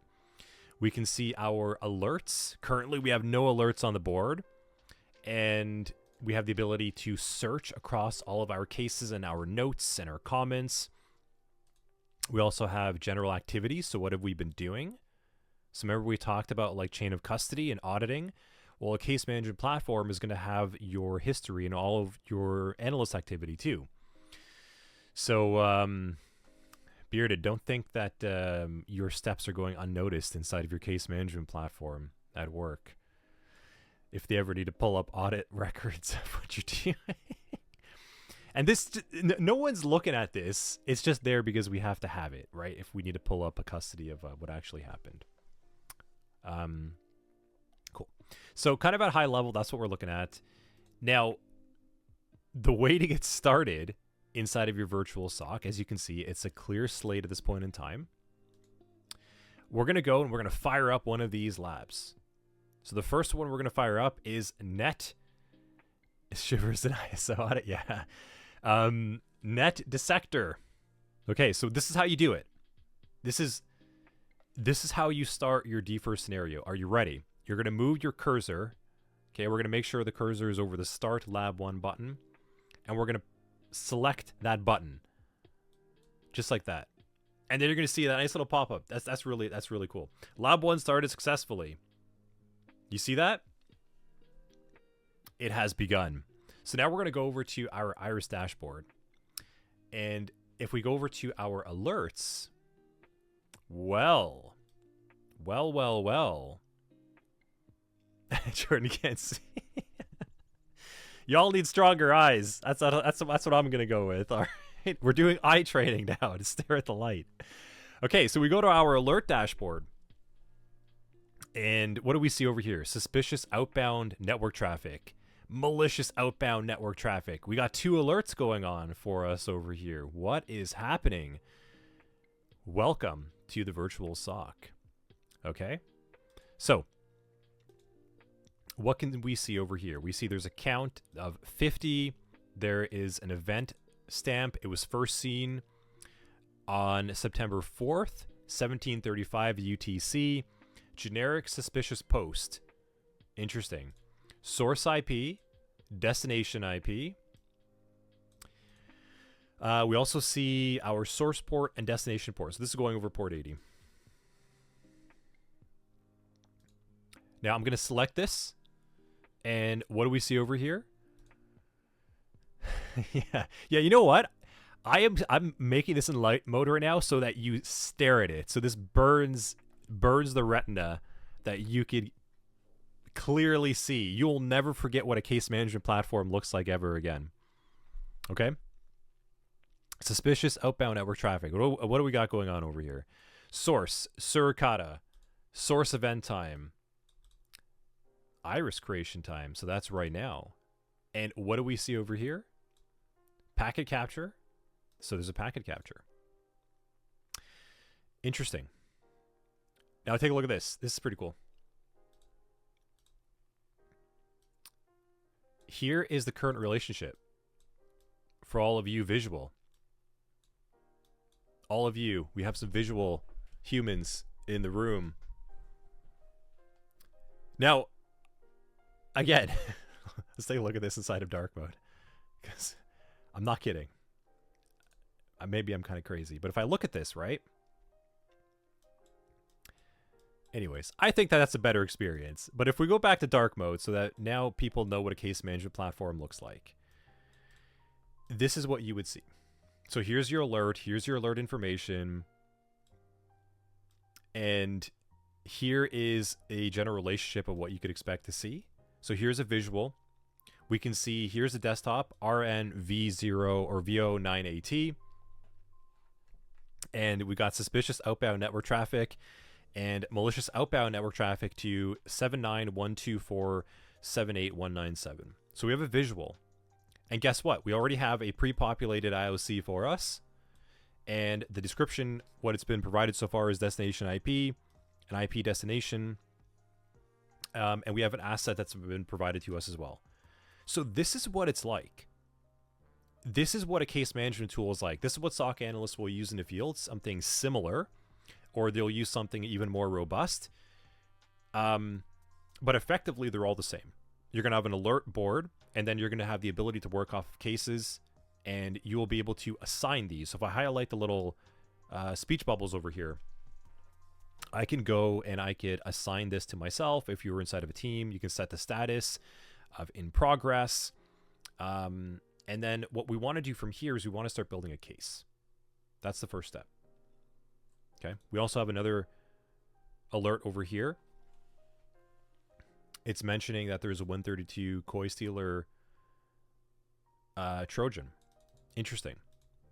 So again, when you're working in the SOC, you're going to have a lot of information provided to you, but we're going to follow our playbook as we go through this and the methodology that we built so far, right? So what do we do now as a SOC Tier 1 analyst? We're going to go and we're going to highlight our mouse over here. We're going to hit merge. And what this is going to do is we're going to merge alert number 1 into a case for us to work with. Now, you can leave everything default. We don't have any templates provided to you at this time. If, I don't know, we might change that in the future. I feel like that's a bit overkill. But we have we have a case title for the alert that we're working with. And we can choose what IOCs where we want to import into the case. Just keep them all default, that's fine. And if you did some level of escalation at this point in time, you could include that over here. Now, for all simplicity's sake, I'm just going to go and create the case. But what you can do is go to the alert itself, download the PCAP, save it, and we're going to look at this. So I'm going to open up the folder, get that fired up in the background. lab01 traffic.pcap. And I want to go inside here and I want to merge it with a case. And it just go ahead and hit create, or rather merge.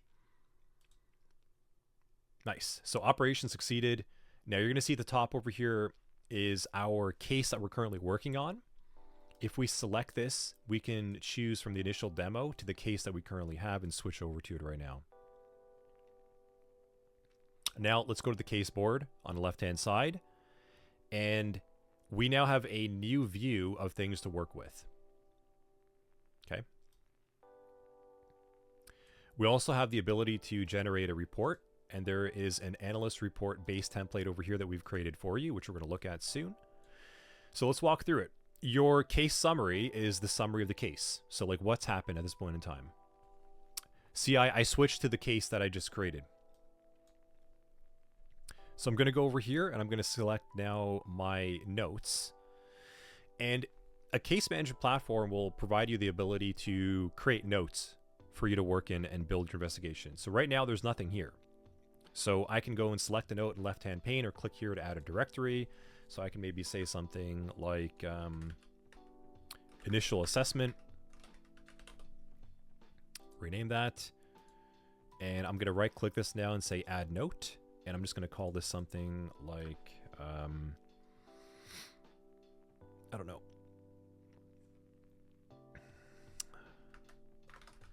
Validation. Call it whatever you'd like at that point in time. And notice that this is now inside of a markdown formatted file. So if I were to go over here to hit the little hashtag and just say title, or rather, I'm going to call this validation steps. Step 1, right? Step 2. So you can see how it's kind of like building your report for you. So I can say over here, PCAP inspection per alert. Whoops. And what you wanted to do was investigate what 1735 UTC investigation, and we're going to come back to that. So I'm going to hit save note for now. Now we also have this assets tab at the top, and note that it comes with the current asset that's part of the investigation. Now if you go and inspect this PCAP and you start discovering other assets, you should document them here. And it's very simple. You just want to go inside here and hit like add assets and just provide the data of what it is. One asset per line and description, and choose from the fields that make the most sense for you.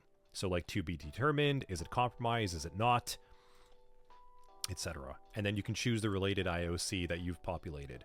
So there is a left to right flow of what you're doing. Okay. Now let's take a look at our IOCs. This was what was provided to us. So we're going to want to come back here after we've started to perform our initial investigation. And we can choose different tags of our own and also types. So there's a lot of IOC types, right? Like domain, URL, file. There's a lot of things we can choose. Now, traffic light pattern. This is just a level of confidentiality as a protocol. We haven't got into that. That's much more advanced and not really applicable at this point in time. We cover that in CDA and other advanced courses. We're going to talk more about like confidentiality and sensitivity. It's fine. Don't worry about that. That's just a level of sharing, and feel free to look it up. Traffic light protocol was the latest one if you really want to go and dig into it, but not necessary at this time. Okay. So you just want to go inside here, provide the IOC that you find, like 192.168, I don't know, .2.1. Karina, apologies, lost track. We are working in a case management platform right now. This is our virtual SOC. So DFIR Iris. Can all take a look at this as well too. See, even they have it on light mode on the main page. I'm not crazy, all right? I'm not crazy. There you go. Okay, we're going to close that up. Now, what about our timeline? Well, the cool thing about case management platform tools is you can build the timeline in here for you. So once we figure out what's going on inside this case, we can add events. We can choose the event title, the time, the description, the source, link to IOCs, link to assets as well too, and it will build a timeline for us. So currently the first timeline we have in this alert at this point in time is the alert itself, suspicious outbound network traffic. Now I could go and maybe I want to include the other alert because there were two, right? Do I want to include the other alert here? Maybe I should, but I'm going to leave that up to you to determine. There's also a graph. As we start building out our investigation inside this case, it's actually going to build a graph for us. So when you are looking to build your report, you can take a screenshot of this. So you don't have to go and build infographics yourself. Finally, if there are any tasks that you need to add here, like little reminders and to do, well, go ahead and add them here as well too, along with any general evidence that you're collecting at this time.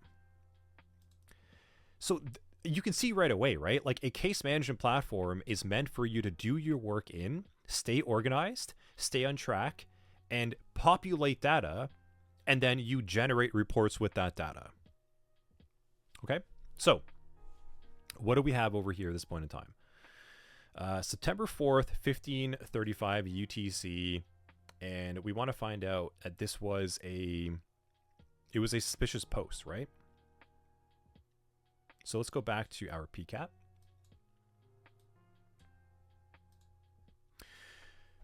So let's think about this logically. The alert was a suspicious post request. Well, why don't we just go to http://request, and I'm going to say just maybe .method for now, because it might be good. I don't know if I want to like zoom in that much right away. Maybe I just want to go and get a general lay of the land of the requests happening around it. So I can definitely see right away. Let's take a look. There is a post request happening over here. And what I'm going to do is also add a column over here for UTC arrival time. So we're going to apply as a column, just so we can see this over here.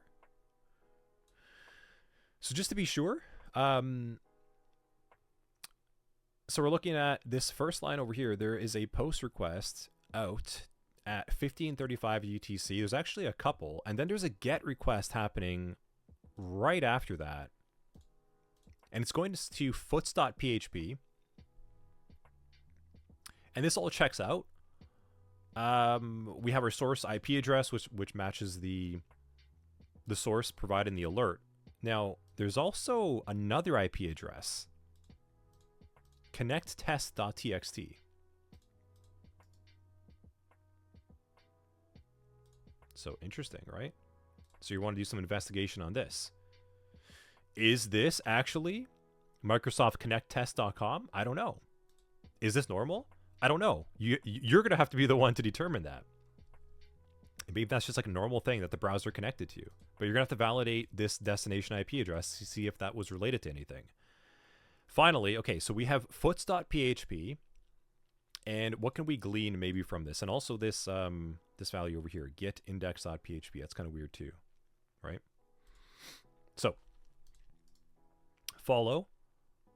let's follow the HTTP stream, see what's going on over here.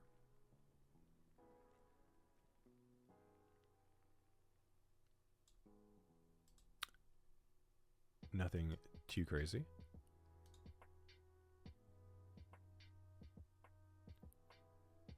Nothing really further to note on TCP stream as well too. So it looks like we have some interesting information we can take away, right? There's user agents, but nothing's really standing out at this point in time other than that weird index right after that. So what would we do? OSINT. Maybe I can go and do a search for like foots.php malware, right? Let's see if that comes up with anything. Ah, Bing. Oh no. Okay. A future update on the lab range will not have Bing as the default search engine. So let's take a look at foots.php. Jordan's got to pop this off. Back in 5. Good stuff. It fights you on that, Kumo? Wow, we're going to have to escalate that the core stack.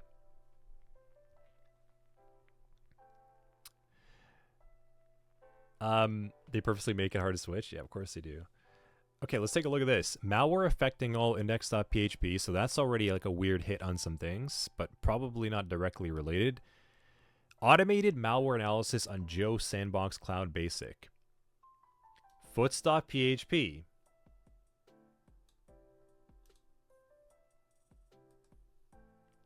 So someone has ran a sandbox analysis on this already. It looks like this is related to something called gutweed.t.exe, potentially. Malicious koi loader. That checks out with the other alert that we saw. Trojan.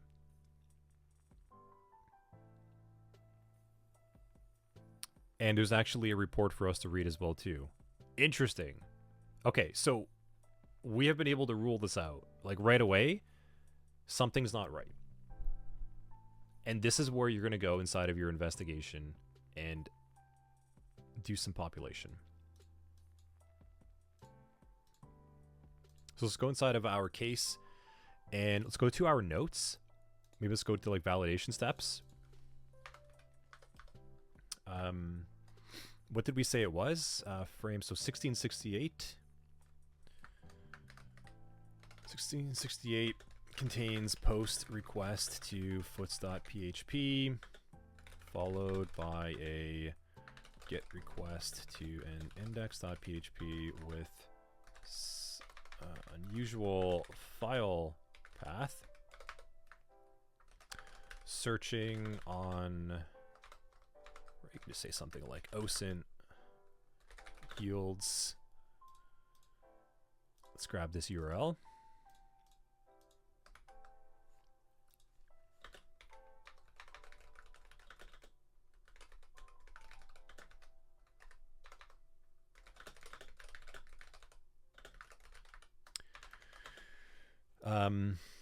And also, what was it? Gutweed.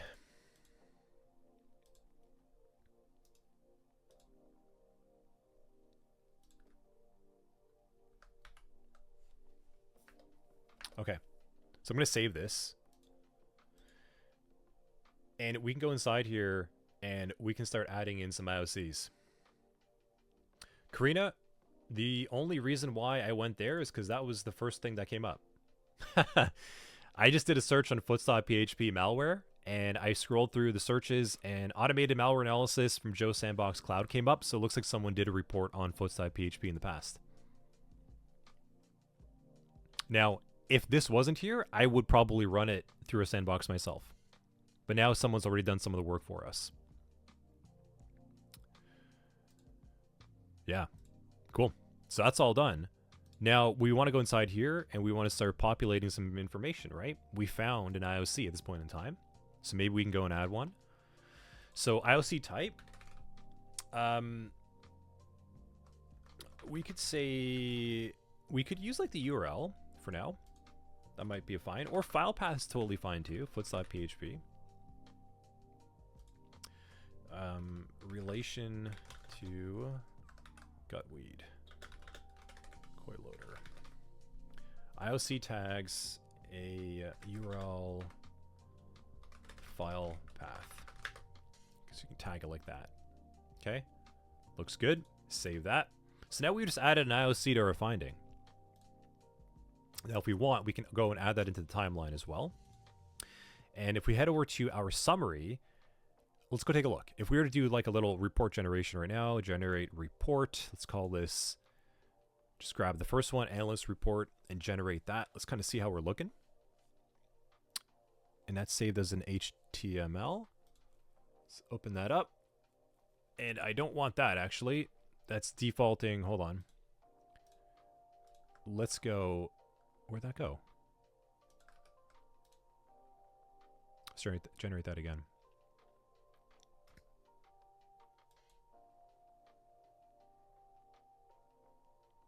Is that just going like the cache? Let's do save. Okay. Yeah, why did that disappear last time? That was really strange. Okay, well, I'm going to change this actually to a markdown file. So I'm a little funky with that.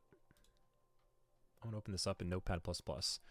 Because that should be generating as markdown. So yeah, here you go. That makes more sense.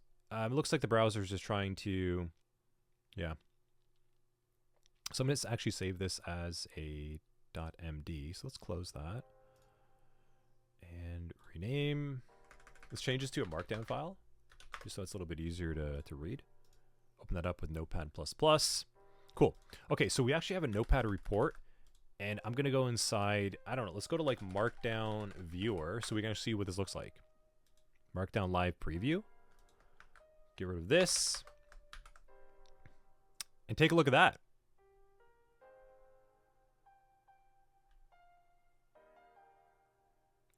Looks like you've pretty much got a working automatic report generation. Just a little bit of kind of tweaking as you go, depending on how you're entering stuff. It might kind of break the report generation, but so we immediately have been able to build a report just by using the case platform, sorry, the case management platform, and populating our notes as we go through. And this is where I'm going to hand it over to you. Okay? So, this is your first alert. And CI is saying def better than the Hive. Yeah. So yeah, you got to work with the Hive, and I think some other CDA students already too, but yeah. Or definitely better. It actually generates, and you can do the work inside the platform. So very cool. You can actually take screenshots of Wireshark, put in your notes, and generate that as well. So that being said, what do you do from now? How do you complete your time at Good Corp's virtual SOC? That's the real question, isn't it? So what we're going to do is, well, I'm going to unlock this right after the stream. But you can get to work on the labs right away. And there's going to be another section over here where we're going to provide 4 alert validation. So there's 4 labs and 4 validation lessons. So you can go and put anything you want inside here, like, I don't know, like 90, whatever, and just submit. And so the validation pages are for you to quickly test your findings to make sure that you're finding the right things, because we want to test your ability to be looking for forensic artifacts. So you're going to have to perform and complete these DFIR scenarios on your own. You're going to go inside here and validate your alerts against it. Okay? Once you feel confident that you've got them, you're going to go over to the VSOC submission page. And we're going to flip this over in a moment over here. But the pages themselves are going to be the same as the alert. Once you successfully complete your findings, then you'll unlock the next section. The next section is going to ask you to submit a DFIR report for me to review. Okay? You can use the template. CI, no. You're on your own. You're in the virtual SOC now. You can sort of help, advise, or maybe kind of help people along, or say, have you thought about this? Have you thought about that? But you cannot provide answers. You are now to do the work in your virtual SOC on your own over here, and then submit them. And once you pass this area, there will be another step for you to submit a report to me. The report will be based on one of the alerts. You're going to have to write a little report based on some requirements that I'm going to give you. Once you submit the report over to me, I'll do a review, and if it checks out, then I will manually award you your SOC 100-3 certification. That is how you will have been able to prove that you can do the virtual SOC Tier 1 analyst work on your own. Pretty exciting. That's right, CI. I'm the endgame boss. And I have a couple different life bars to change as well.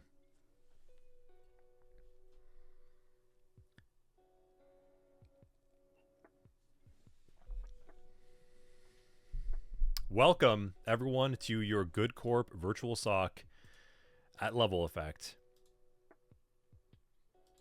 We hope you enjoy your time here. Matt, the lo-fi music is going to switch to boss music. I wish I had something prepared. That would have been good.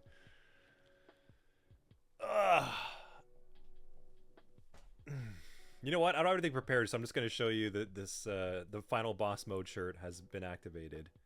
Okay?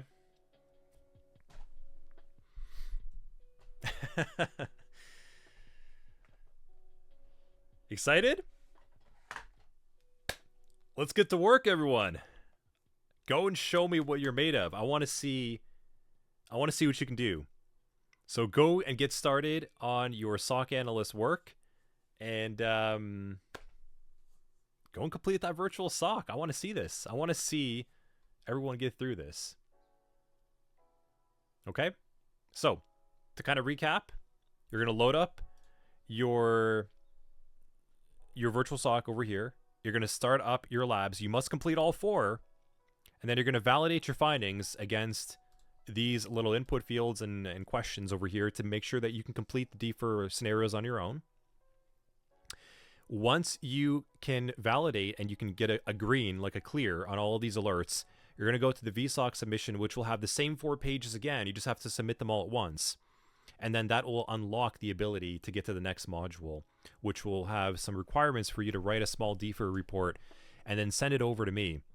And once I manually review it, you will either be informed that you get the SOC 100-3 certification, or you need to do a little more work.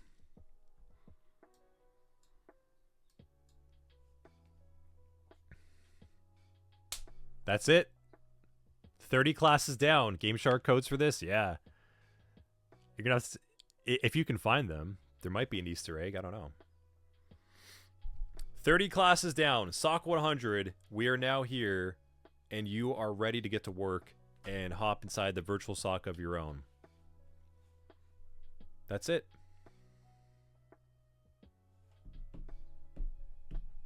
So, the SOC 100-3 course has replaced, like I mentioned inside the newsletter, so Kieran is saying the course assessment section is a cert exam. Correct. Yeah.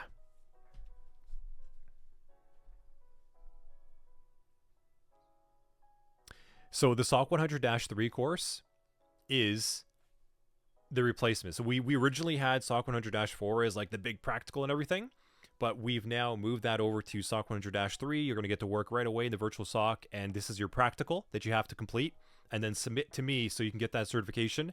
So it's changed from the SOC 100-4. That's all. It's just been moved over here. And SOC 100-4 is going to be a certification on its own, just an exam object, really, releasing later this month.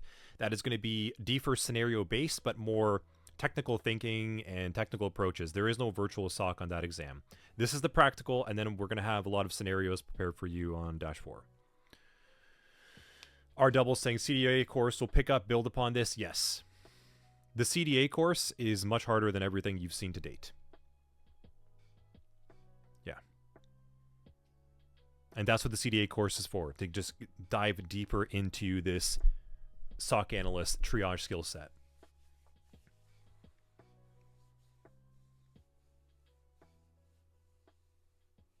CI-4 is text and multiple choice. Correct. Yeah.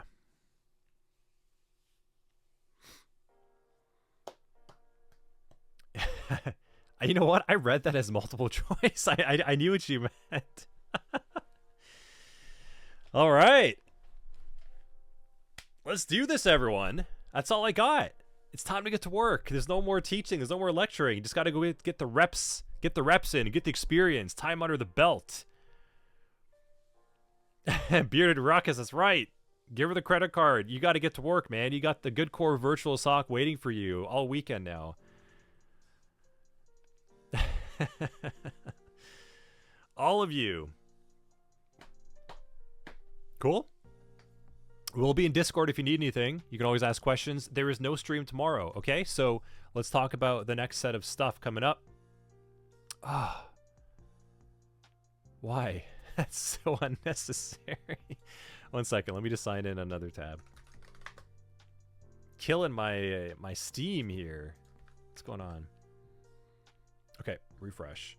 So there is no class tomorrow. There is no class the next 2 weeks. Or the next weekend, February 22nd, 23rd, okay? That's it. You have now built your IT fundamental skills. You've learned Windows, Linux, networking, Active Directory, Windows Server, Virtual Help Desk.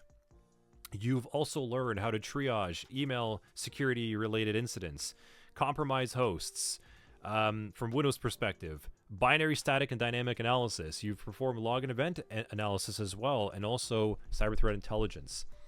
You run the full gamut at this point in time.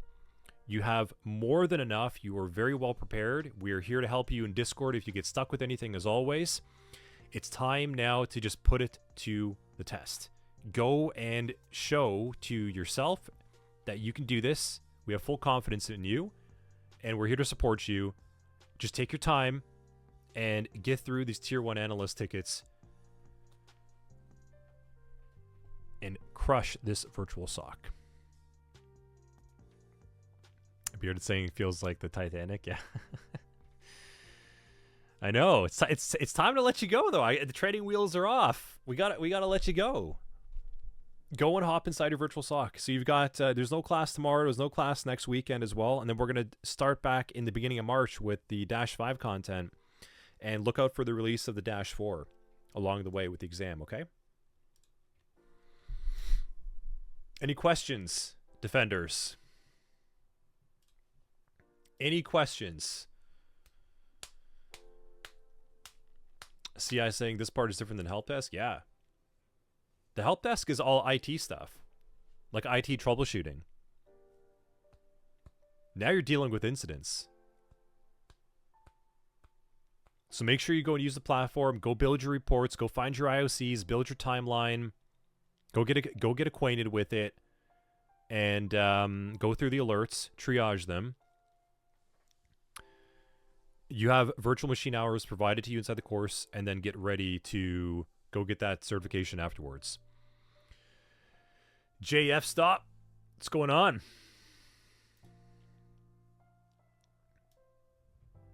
That being said, I turned off the alerts so that I could stay focused in the stream today. We had a bunch of followers, so Kibali, Override, Void, Abzus, Jay, Chapin, Cytox earlier as well too, John 2.0 and 0 Day earlier. Thanks for the raid as well too, 0 Day. Everyone else in chat. So we're back on March 1st? Yes, Karina, we're back on March 1st. Doug saying, should I take the exam and see if I pass your qualifications? I think if you want to, that'd be kind of fun. Look, we want feedback too. Like, after you complete your time at the Good Corp Virtual SOC, let us know, because we actually have more things coming for it. We have more ideas in store, but let us know what you want to see more from it, and we'll build it. Jordan, wife sends shop for sauce mix. Shop doesn't have. Drive half around the country and miss rest of stream. Love it. Oh no. JF Stop, you missed the APT case study. That would have been on, I think, the CTI stream, and also Doug's stream as well too. He covered that as well too, with the threat hunting. It was I think a couple weeks back. It's all on our YouTube, Jay. Yeah, Kumo. So yeah, we're gonna be adding more tickets. It's not just 4. Yeah, because 4 is enough to pass and then write your report, but we've actually got a bunch more tickets we're going to throw on there for you to work through for some additional practice. They will not be required to get the certification though. That's just for extra practice. Get your reps in. Karina, is SOC 100-5 new instructors? Yeah, it's pretty much all new instructors. I'm here with them though. No more iPad notes though, I think. Yeah, Doug's saying next course. I'm gonna take I'm gonna take Doug's course. That's gonna be the next stream.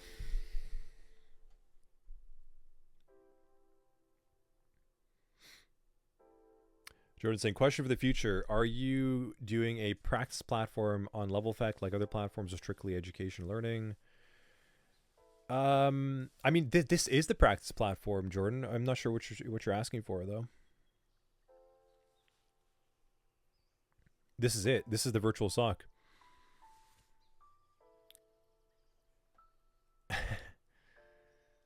Yeah, I know, Karina, you like that iPad. Threat hunting and trolling. Yeah, THT. Jay, it's right, F Society. That's it. Oh, yeah.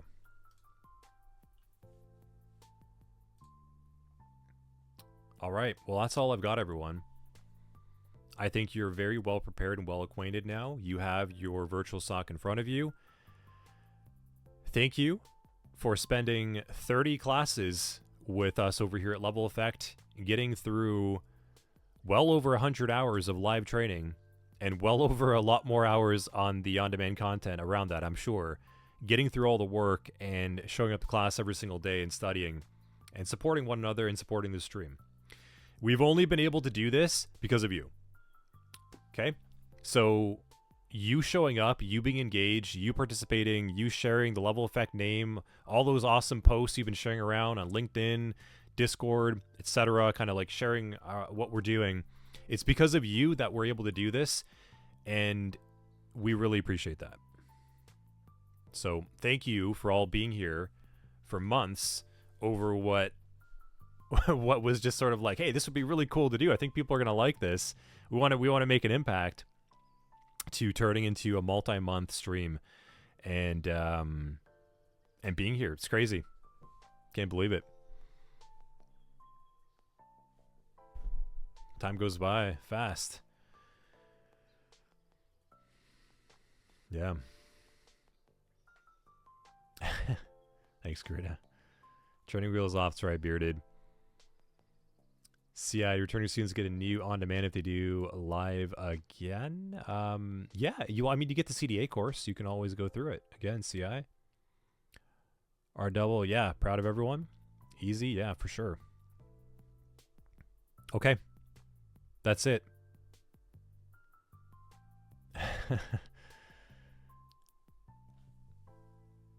Just thought you were gonna lurk, yeah, Karina, yeah. I think a lot of students thought they were just gonna kind of lurk, but it turned into like a little community too, which is really cool. We're gonna keep doing this. Okay, we've got more content coming. Stay tuned. I don't think we're gonna be doing 8 hours of live streams every weekend after next month, but we're gonna keep on doing this. Okay. I think as I've seen in chat, all of you need to also get some time back in your normal lives. Your significant others have been missing you. Oh, man.